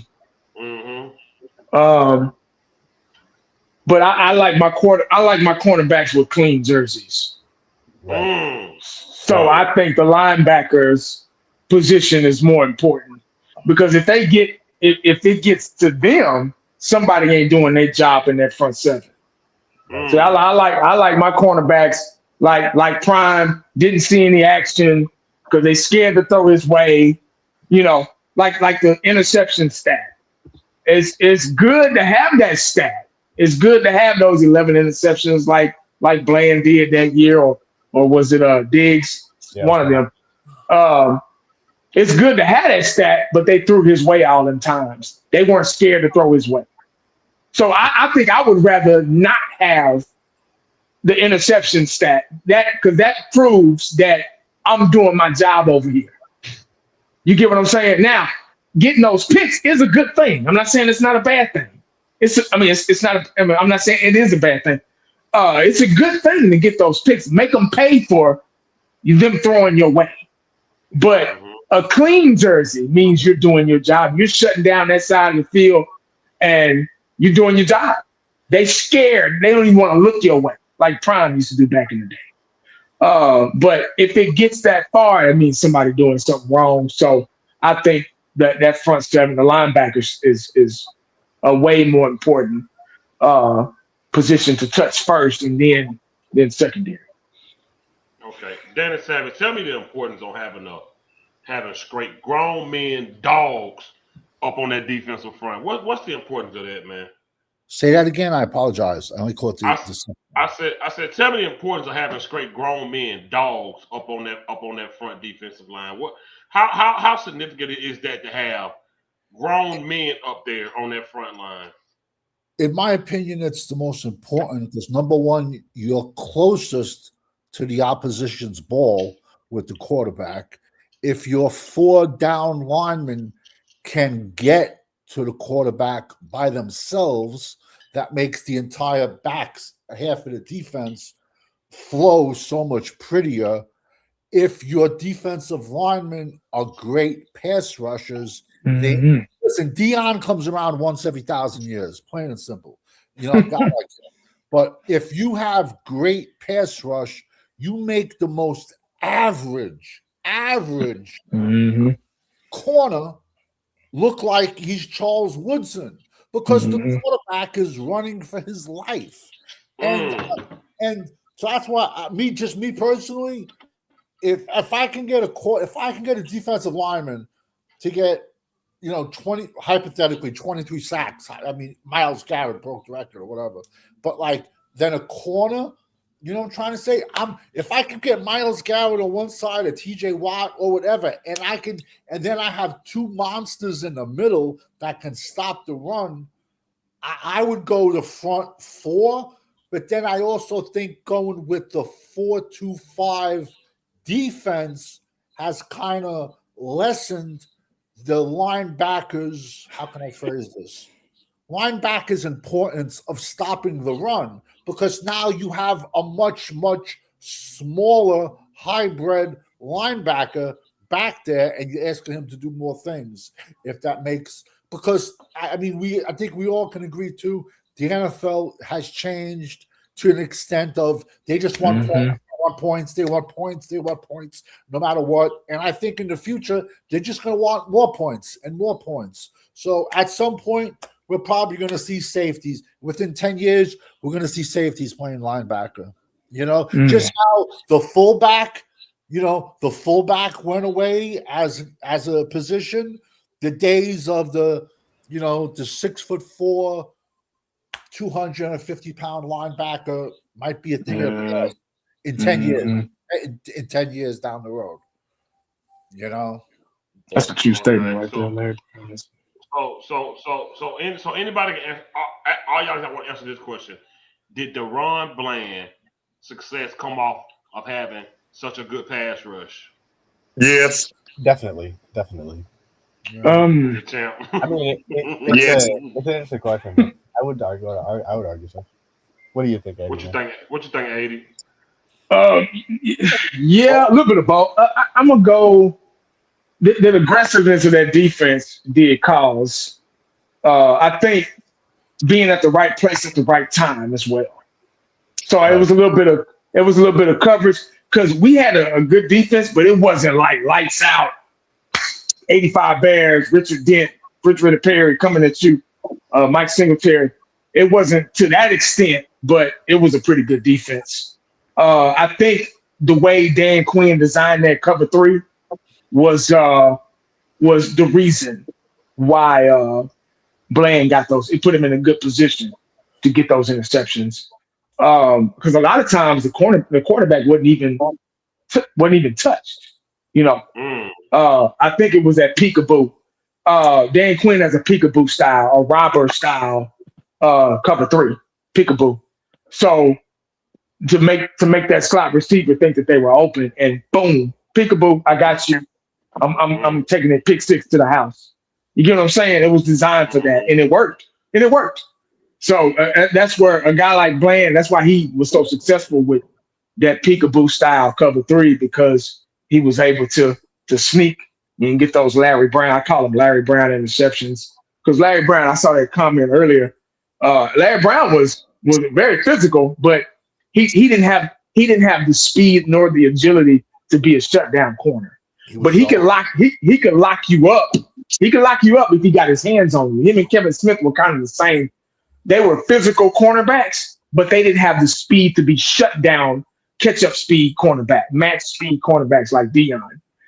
They were good zone, like Savage just said. They were good zone coverage, cover 2 type, cover 3 type. And that's what happened in that Super Bowl in 95. Boop, peekaboo. And Neil O'Donnell was throwing off his back foot both times.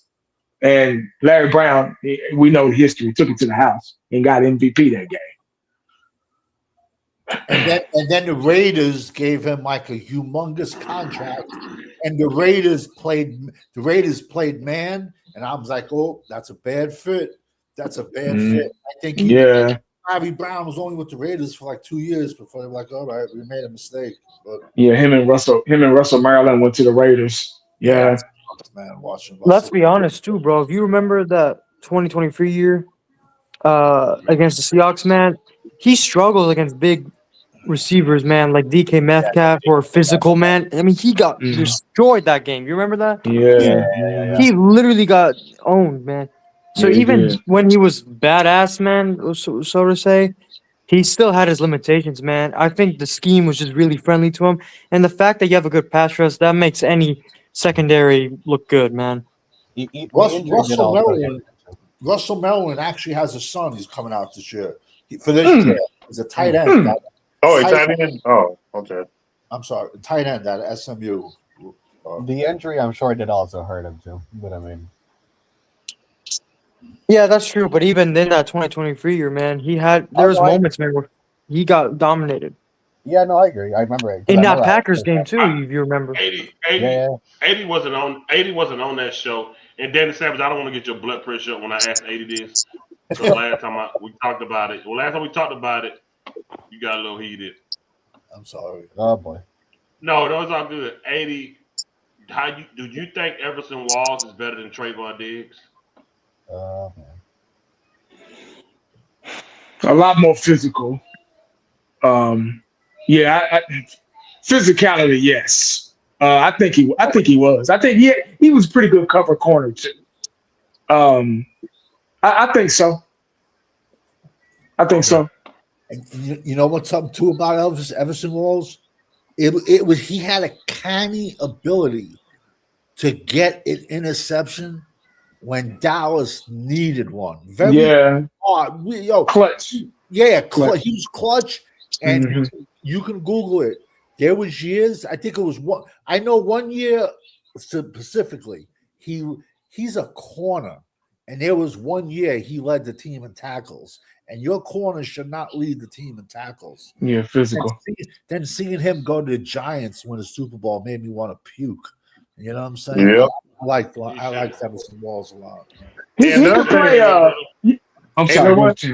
Okay, another thing, Elvis Wall led the NFL in interception 4 straight years. Yeah, he sure did. Yeah. Yep. You say you hear me, He's- brother? He's I can hear you. Pittsburgh. What's up? Talk to me. All right. So my question for you is, Uh-huh. I actually forgot my question for you, so I'm gonna come back to you. It's all good. I'm not Trevor, man. It's all good. You tell me whenever you're ready. I actually forgot. I literally just forgot my question for you. It's all good. It's I all don't good. even remember what I was gonna ask you. God dang it! It's so totally fine, man. Don't worry about it. What was I gonna ask you just then? Oh my God, I forgot what I was about to ask you, brother. My bad. Man, I had a brain Don't fart. worry about it, man. It's all good. It's all So good. It's all good. my whole yeah, that's why I be every while. Also, Charlie Waters is pretty good. It's all good. It's all good. I want trying to set 80 up. I like to ask 80 the defensive questions, especially about old school. No, because me and Savage had a back and forth. I felt like Trayvon Diggs was a better overall cornerback, and Savage felt like Everson Wall was. So I just want I want an 80 opinion on it. I think Trayvon had a couple of good. Oh, I'm sorry, brother. Go ahead. Yeah, Trayvon Diggs was. He had that 11 pick year, but I mean, He was always, but it was scheme based. You're right. Yeah. It was scheme based. I mean, I loved what he did. I loved the way the player he used to be before the injury, before the contract. Yeah. But now that I look back, that I've studied and look back, I think it was all scheme based, Mm-hmm. and I think he was very good. If you can play man and you can play zone well, you're a complete cornerback. Mm-hmm. Complete. And no matter what scheme, no matter what defensive coordinator, what changes, you still gonna be that guy because you got it in you. Neither one of them could adjust on the fly. Diggs, Bland, neither one of them. They couldn't adjust on the fly. You get what I'm saying? Things went downhill when things changed. So that's what made me believe, like, was that? I had to go back and look at those games and those highlights and things like that to try to see what it really was. And you got to think about those things. You got to put those things into perspective when you're especially a position I used to play, and to see why he was so successful this year and what happened the next year and the year after that, and then the money and then the injury, things like that, So I try to give people the benefit of the doubt too, but you can only do that for so long because it's such a physical sport and it's a young man's game. So they don't have too much time to be in their prime. So you got to look at it through those things. Were those 11 interceptions impactful? Sure they were. Did we need them when he got them? Sure we did. But we got to realize how he got them, what scheme, what coverage, what he's best in. You know what I'm saying? So, and Cool Cowboys just brought it up. He going against them dogs, man. He wasn't too much of nothing, man. They was treating him like a kid out there. The reason I'm real quick, I'm going to say Everson Walls was better. I think we all can agree the NFL is a passing league. 100%. Back then, It was a run league. Yeah. Back then, when I look at sacks, interceptions, back then it was a running league. So how many It sure was. How many less passes were thrown at Everson Walls, and he still put up those interceptions? How many less times did the quarterbacks go back, and Harvey Martin still had 27 sacks in a season? Versus now, when quarterbacks are throwing, back then a quarterback couldn't throw 30 times a game. They'd be taking him off the field in a stretcher to the ambulance. Now you got quarterbacks slinging the ball 60 times a game. Mm-hmm. So of course the stats on both sides are going to be better. I mean, it's a complete. I know I don't want to sound like a negative Nancy and old, but it is a completely different game, man. It's 100%. just in my 2 cents. I mean, it's No, not, it definitely is. They You know changed what's the crazy rules too, so. though, is that oh wait, go ahead. I'm sorry, real quick. They changed the rules so much Yeah. to where it has to be. It's beneficial for them to be a passing league.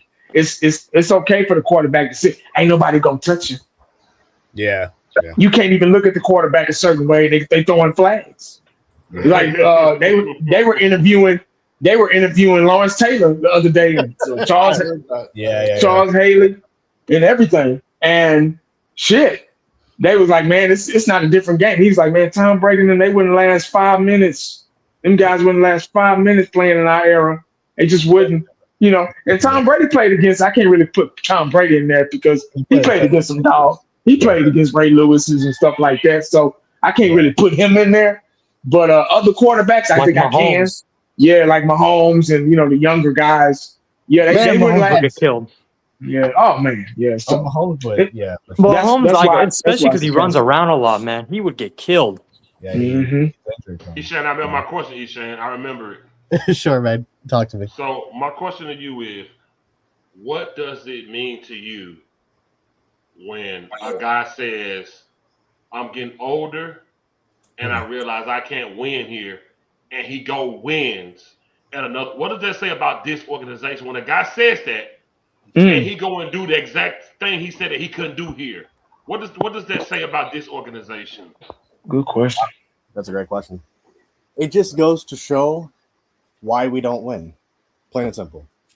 Because I mean, this is simple, and I'll dive deeper. But I mean, think about how crazy that is for a second. Just think about that. This guy, and I mean, there's been numerous players. You and I have both said it. We can go to Anthony Hitchens. We can go to a bunch of players who have left DeMarcus Ware, who left and won rings. Right, it left this organization, and somehow they managed to get rings.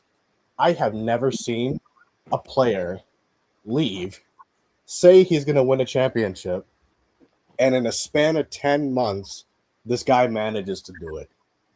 I have never seen that before, and that's insane. But that just, I mean, it's one thing to win a ring, but then for it to be so quick, and I mean, props to him for doing it, but it just goes to show why we lose, man. He essentially said this team is not about winning, and it's evident. This team's about sales. This team's about entertainment, and to an extent, every team is. But this team is that's the way that this organization is run, man. It's just Jerry Jones is just the way that this guy has ruined this team football wise. Is just the priority isn't about winning. The priority is about sales. The priority is about the glitz, the glamour, whatever it is that you want to call it. And it's unfortunate. It is what it is. But I mean, for someone like a D-Law to say that and then manage to do it so quickly, to me, that's a big slap in the face to this organization. It really is. And I mean, but it should, if the Cowboys and if Jerry Jones had some sense of, damn, this guy said it and he managed to do it, and they felt this urge to change, they would do it. They don't because they're satisfied, they're content. Chris Canny himself said that these guys are treated like superstars and like they won a championship when they haven't done anything. Every day they're walking around the streets like they've won stuff, and that's the way they're treated. So I mean, I don't know, man. I mean, it's pretty fucking mind-boggling that that guy just, I mean, he said it and it managed to come true. But I mean, what does it say about this organization? It proves everything that we have been saying, man. It's deeper than just one player. It's deeper than, frankly, even Dak. It's the way that this team is run. It's not a team conducive for success. It just isn't. The way that this team is run, I'm being completely honest, I don't think I will see a championship in my lifetime, and I'm younger than pretty much than all of you except for Cool Cowboy. I don't even think I'm going to see a championship in my lifetime. By the time I'm like 26.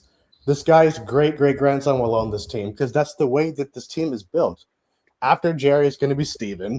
Then it's going to be Steven's son. Then it's going to be that guy's son. You know what I mean? And it's going to keep going. So, and I don't know, man. These guys are not going to. It's unfortunate, dude. But I mean, I don't know, man. It's depressing to think about, but it's a deeper dysfunctional fucking issue that's plagued this team, and it's so far. And the problem also, it's so far gone, and the fans, like 80 says, are just like Jerry Jones, man.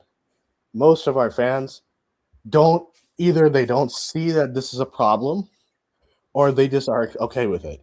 It's one or the other. Because I mean, for 31 years it's been this way, and we won 7 games this past season. Mark my words. Come the preseason, this our first preseason game, they're going to run through the doors. The seats are going to be filled. We all know it. And if this team was about winning, if our team was a winning organization and our fans cared about winning, you honestly think that the fans would fill up the seats in a preseason game after winning 7 games last year? Wouldn't happen.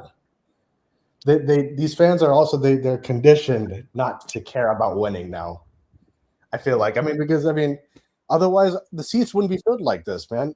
Full attendance in a preseason game when you win 7 games last year. What other winning team, relevant team does that happen to? I don't know one. It's crazy shit. You know what I mean? So that's it's crazy, man. It's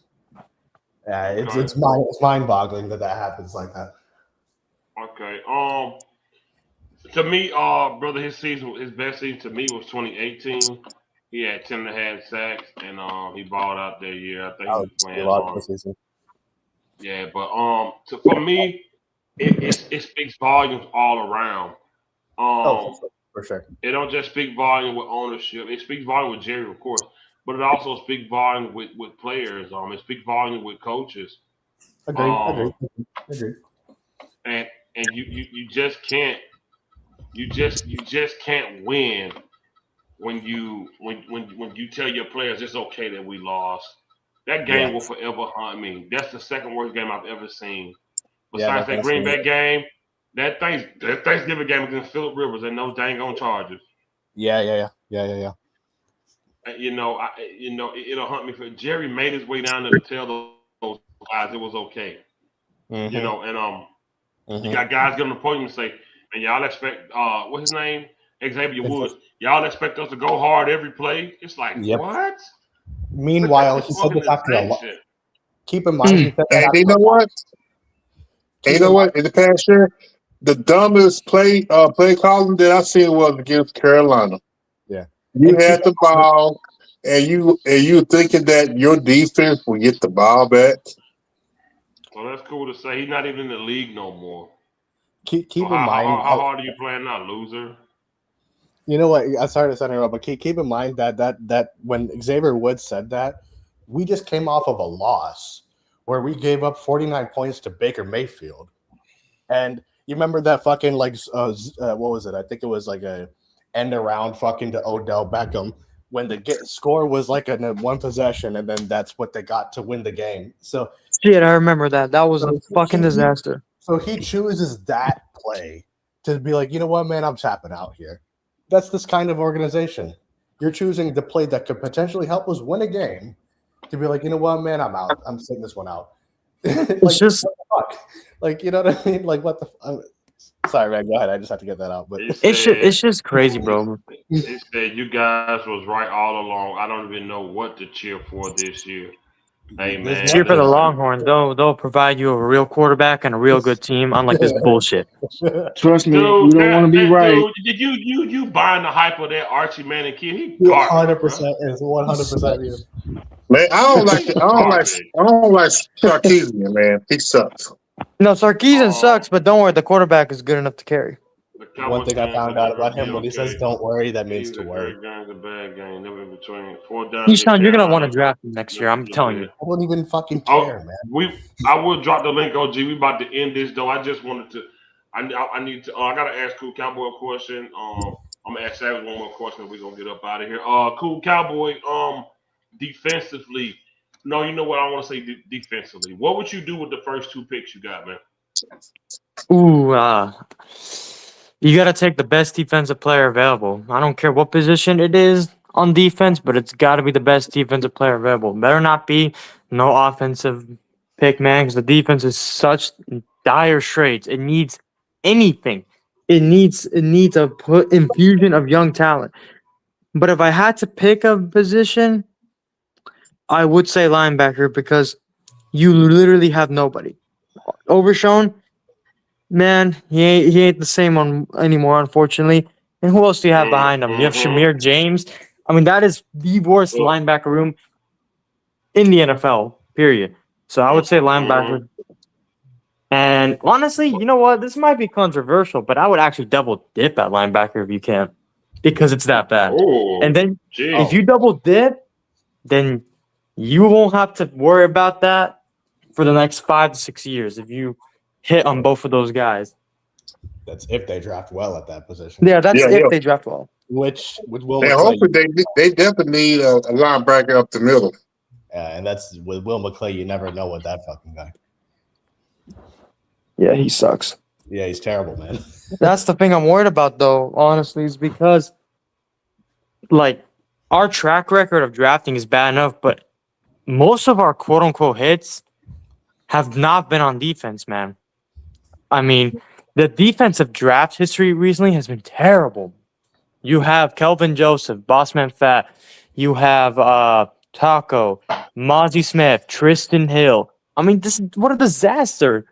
And even LVE, man, I mean, he had that one good year in his rookie year, but let's be honest, that is not a good first-round pick. That is not. So it's been really bad, and that is a reason to be concerned, man, when they've been drafting that bad on the defensive side of the ball. Yeah. I mean, all those players I named, none of them did shit. Dennis Savage, you hear me, bro? Shoot. All right, cool. So, I wanted to ask you, at 12 and 20, what would you do? And it's kind of 3 questions. So at 12 and 20, what would you do? Second question is, what's too rich for them? And the third question is, would you be okay if they took a quarterback at 12?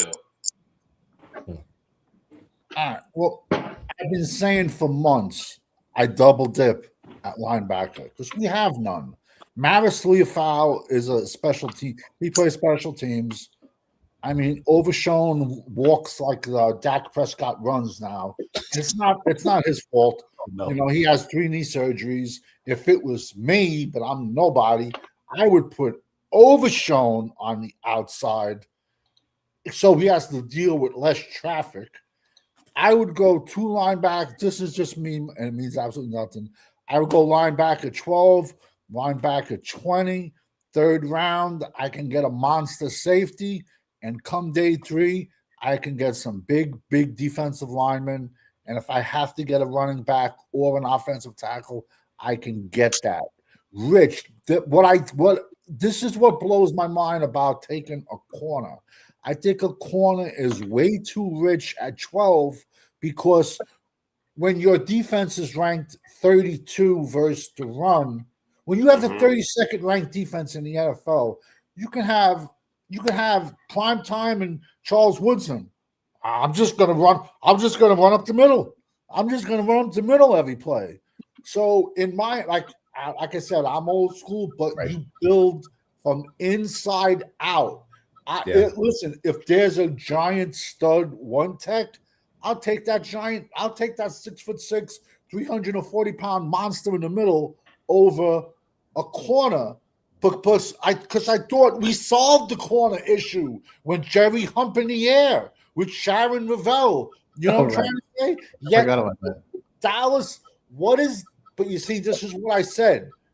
The only GM that drafts hurt players every year to 2 to 3 years is Jerry Jones because he will never, ever, ever get fired. But any GM whose job is on the spot, NFL, they do not redshirt people. Only Dallas does. And it's so frustrating.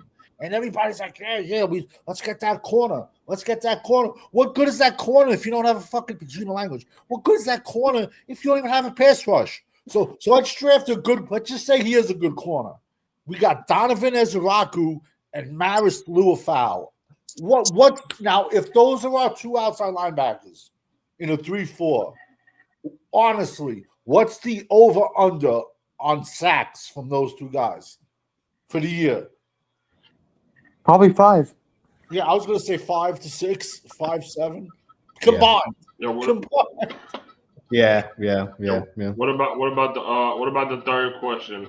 Would you be okay if they took a quarterback at 12? There is no quarterback to take a 12. There is none. Yeah, I wouldn't that part this year. Isn't this year like really bad for quarterbacks? It's not good. Yeah. I mean, it's like I can get. I like this Division 2 kid. I could get him as an undrafted free agent. Listen, don't get me wrong. There will be some surprises day 3. There will be. It happens every year. But I've said it a million times. If anyone, listen, my weakness, and I'll say it. I'll say my weakness is quarterback. But I can also say I think John Elway's weakness was quarterback too, and John Elway knows a million times more football about him than I'll ever know. But yet he tried drafting a million players, trading for a million players until he got Peyton Manning. So and also too, and I could be wrong, but I don't think I am. If someone can sit down and scout an offensive lineman, a defensive lineman, a running back, a quarterback, wide receiver, and be as accurate at all different positions and hit on them, or how can I phrase this? To get the cream of the crop at all of those positions, I think that's bull, because I think some people are going to see stuff that others aren't. So I know my strengths, I know my weaknesses, and I try to stay with my strengths, but it's if I have a weakness, it's quarterbacks, definitely 1,000%. But there is none. I mean, but then again, why would you even want to waste a pick when that as long as they can push Dak out there, it's they're going to put him and Joe Milton. But like I said, if we do draft a quarterback, it will be Garrett Nussmeier from LSU, because his father was the tight ends coach under Jason Garrett, and then he was the quarterback's coach with Mike McCarthy. So that means he fits in with Jerry Jones. That's Jerry Jones is his key. So maybe if they throw like a round 6, round 7 pick, don't be shocked it's Garrett Nussmeier. I hope not. That's a disaster. That's a wasted pick, but why not? But it'll be Deuce Vaughn 2.0. They're going to get Mighty Mouse. Forgot about Deuce Vaughn too. Bro, remember they fucking hyped him up like crazy, and he didn't do anything. That guy was garbage, man. They said he was going to be Darren Sproles 2.0. That's what they all said. Yeah, of course they did. Darren Sproles was short, but he was like Maurice Jones-Drew. He was like stocky though. Yeah, real stocky. Yeah, it was stocky. Yeah. Deuce Vaughn was just a midget. You know what I'm saying? Like he was. They only picked him because of the story, man. Of course. Question for you, before we get out of here, man. What's up?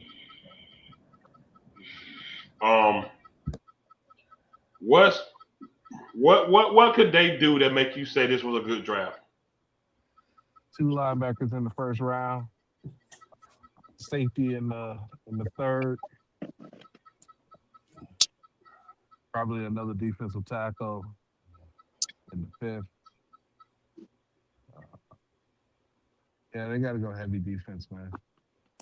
But I'm like Savage. I was on G Hampton's show, and I said 2 linebackers. They told me I had lost my damn mind. You don't have no linebackers on this fucking team. None that you can trust. You know what I mean? Like Overshown, we don't. He hasn't shown that he can make it through a full season. Mm, You know what I mm, mean? Yeah, And mm. yeah. now you got project linebackers that you're gonna be moving around the outside and all of that stuff. So I would go two linebackers. Now I'm not saying take two linebackers just to take two linebackers, but so you take the right linebackers. But I would consider it a successful draft if you nail these first two picks. Okay. Dang, everybody talk about the linebackers. Okay, man, I'm with it, man. Like you said, I'm with you. Can Get I those answer that linebackers. question? Overshown, we don't know. Oh, go ahead, champ. Go ahead. Uh, Best available player on defense. So they be linebacker, they still need defensive end, tackles, safeties. Fuck, don't get no damn hurt ass cornerback for Tennessee. But other than that, get the best available players on defense. Okay.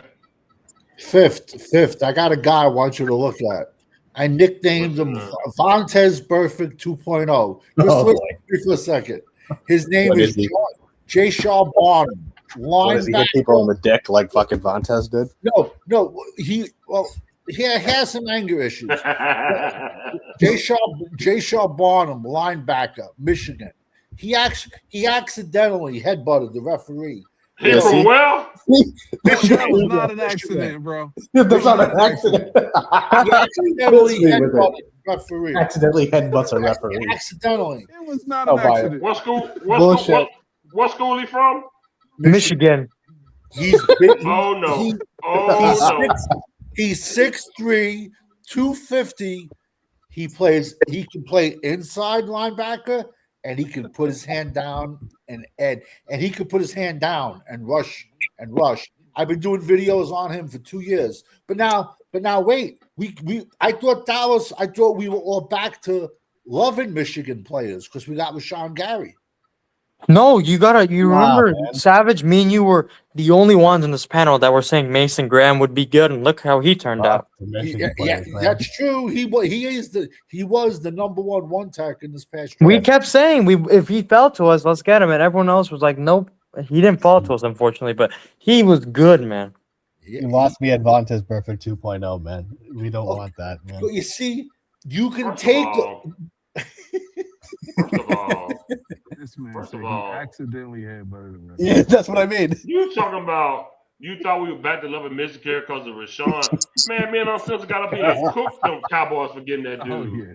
Nah, he's good when he's healthy. He's Yeah, good. man. Nah, He's has a not been local good. kid. I seen him He play. has not been good the last 2 years. Yeah, well, that's He what I'm lo- saying. When he's He healthy, lost a shit ton of weight because they switched over from a 3-4 to 4-3 2 years ago, and he lost weight to play on the edge on a 4-3, and his numbers have went to shit. Now, if he's gonna put back on 30 pounds, then we'll have a conversation. But I don't see it. He's not. Man, if we might have a really bad defense though again, because you know what everyone's not talking about too is even if we get all these new players and all this new talent, Christian Parker has never been a defensive play caller. He's going to be learning on the job, so he could realistically be as bad as Eberflus, bro, and this could be a disaster. We talked about it. Yeah, we talked about it. He probably will be. but I think Gary, he's going to be the outside linebacker with as Araku, in my opinion. If we do run a 3-4, he's going to be the outside linebacker. I don't know about Ezraku being the three. Unless he's coming forward every single play, which makes it predictable. I don't see him dropping back into coverage. No, he can't. He's got hip surgery right now. Only Leofau can go into coverage. Leofau can't cover a punt. Yeah, he can't cover a fucking cold, man. He's hard. When they drafted him, I had 7 linebackers ahead of him. I still got my books. 7 linebackers ahead of Maris Leofau. I didn't say he was good, but he's better than Ezraku. Ezraku is not even. He's going to end up being a bust, man. When has he ever been a linebacker? He's never been. He's never. I watched that kid rush. I forget what game it was, but the offensive tackle put his arms underneath his shoulder pads and lifted him all the way the fuck off the ground. Because Ezraku's problems are, look at his body. His arms are bigger than his legs. I don't know how that's possible. Oh Jesus! Wow. But his arms are bigger than his legs. Legit. He got that prison body then. I Yeah, get the fucking big ass chest and then fucking. No, he should be playing basketball, man. With those arms. His arm, he has to have like if he's throwing a jab at you, he can hit you on the other side of the ring. His arms are so long, but they're crazy. big, and his legs, he has toothpicks for legs. Oh man, that's crazy. He's got stick figure legs, bro. Airborne, man. But you see, that's what I mean. Listen, I think he was my 10th ranked edge last year, but I had like four edges, much bigger edges than him. But he had. This is like what's when scouting gets crazy too. He did have 16 and a half sacks, and yet everyone just spoke about Mike Green, who had 17, a half a sack more. But Mike Green from Marshall, who went to Baltimore, I believe, he had some off the field stuff. So it's crazy because sometimes you'll see a guy on the college, you'll watch 2-3 years of tape, and you'll see everything that you like, and then for one reason or another, it just doesn't pan out. And so then what do you do then? You did your due diligence. You didn't watch 3 games like these other clowns do. You watched them for years, and then it's like they don't. Like I'll tell you right now. I've watched every game that Sonny Styles played except Grambling. If he turns out to be a bust, I'll say, yo, what do you want me to do? I watched every single game he's played. The kid's a monster. He can play middle linebacker. He comes up and he thumps you. He'll cover a running back. He'll cover a tight end like a safety, like he was. And if he turns into a bust, yo, what can I do but put up my hands in the air and say his college tape didn't show that? You know? If we're gonna be honest with ourselves, though, Sonny Styles is probably the safest player in the draft. He has the least chance of busting. Is he even going to be in a position to fall to the Lewis. Cowboys? He garbage. A lot of they do garbage. We gave Ken Murray Jr. a lot of money, but none of this stuff matters, man. But It really doesn't. I got one for you. Just real quick, and I apologize. We traded for Logan Wilson, and he just retired. So we traded for We gave up a draft pick. We gave up a draft pick. Fucking the XFL did. He was the second coming when they got him. Hey, look, you forget if your coach forgets you on the team, you're retired too. Yeah, basically. You retired too. Your coach forgets you on the team. For real though, honestly. Hey, do y'all remember before that Kansas City game? How many people told us that Logan Wilson was the perfect player for Matt Eberflus' defense? How he was going to come in and he was going to fill in the gaps and all of that shit. And his history is they said he was good in coverage. They forgot to play him. Dude, they kept playing Kenneth Murray, bro. What the hell? They forgot he was on the team. Yeah, that's how you know. We all know how bad Kenneth Murray was, bro. The fact that he couldn't play over that says a lot. I have never, ever in my life had a coach say he forgot the player was on the team. Yeah, that's crazy, man. But you have to choose who to sit and start. You have to have players inactive. You have too many of them. You can only have so many on game day. You chose Logan Wilson over somebody, and then the game started, and you forgot he was on the team. And what is up with Logan Wilson? Well, I understand now he was 1 foot out the door, but as a player, I'd be like, "Hey, yo, coach, what's up? You traded for me. Let me get in here and make a difference." Yeah, right. The only reason why he retired though, because he didn't want to deal with this shit no more. He's like, I'd rather save my body and not be able to, have issues later on. For a coach to fucking forget, that's different. That's you want to, like, this is the way I look at it. All these crazy trades we made, that means in the years past, Dallas was high on those players, and they regret not drafting them.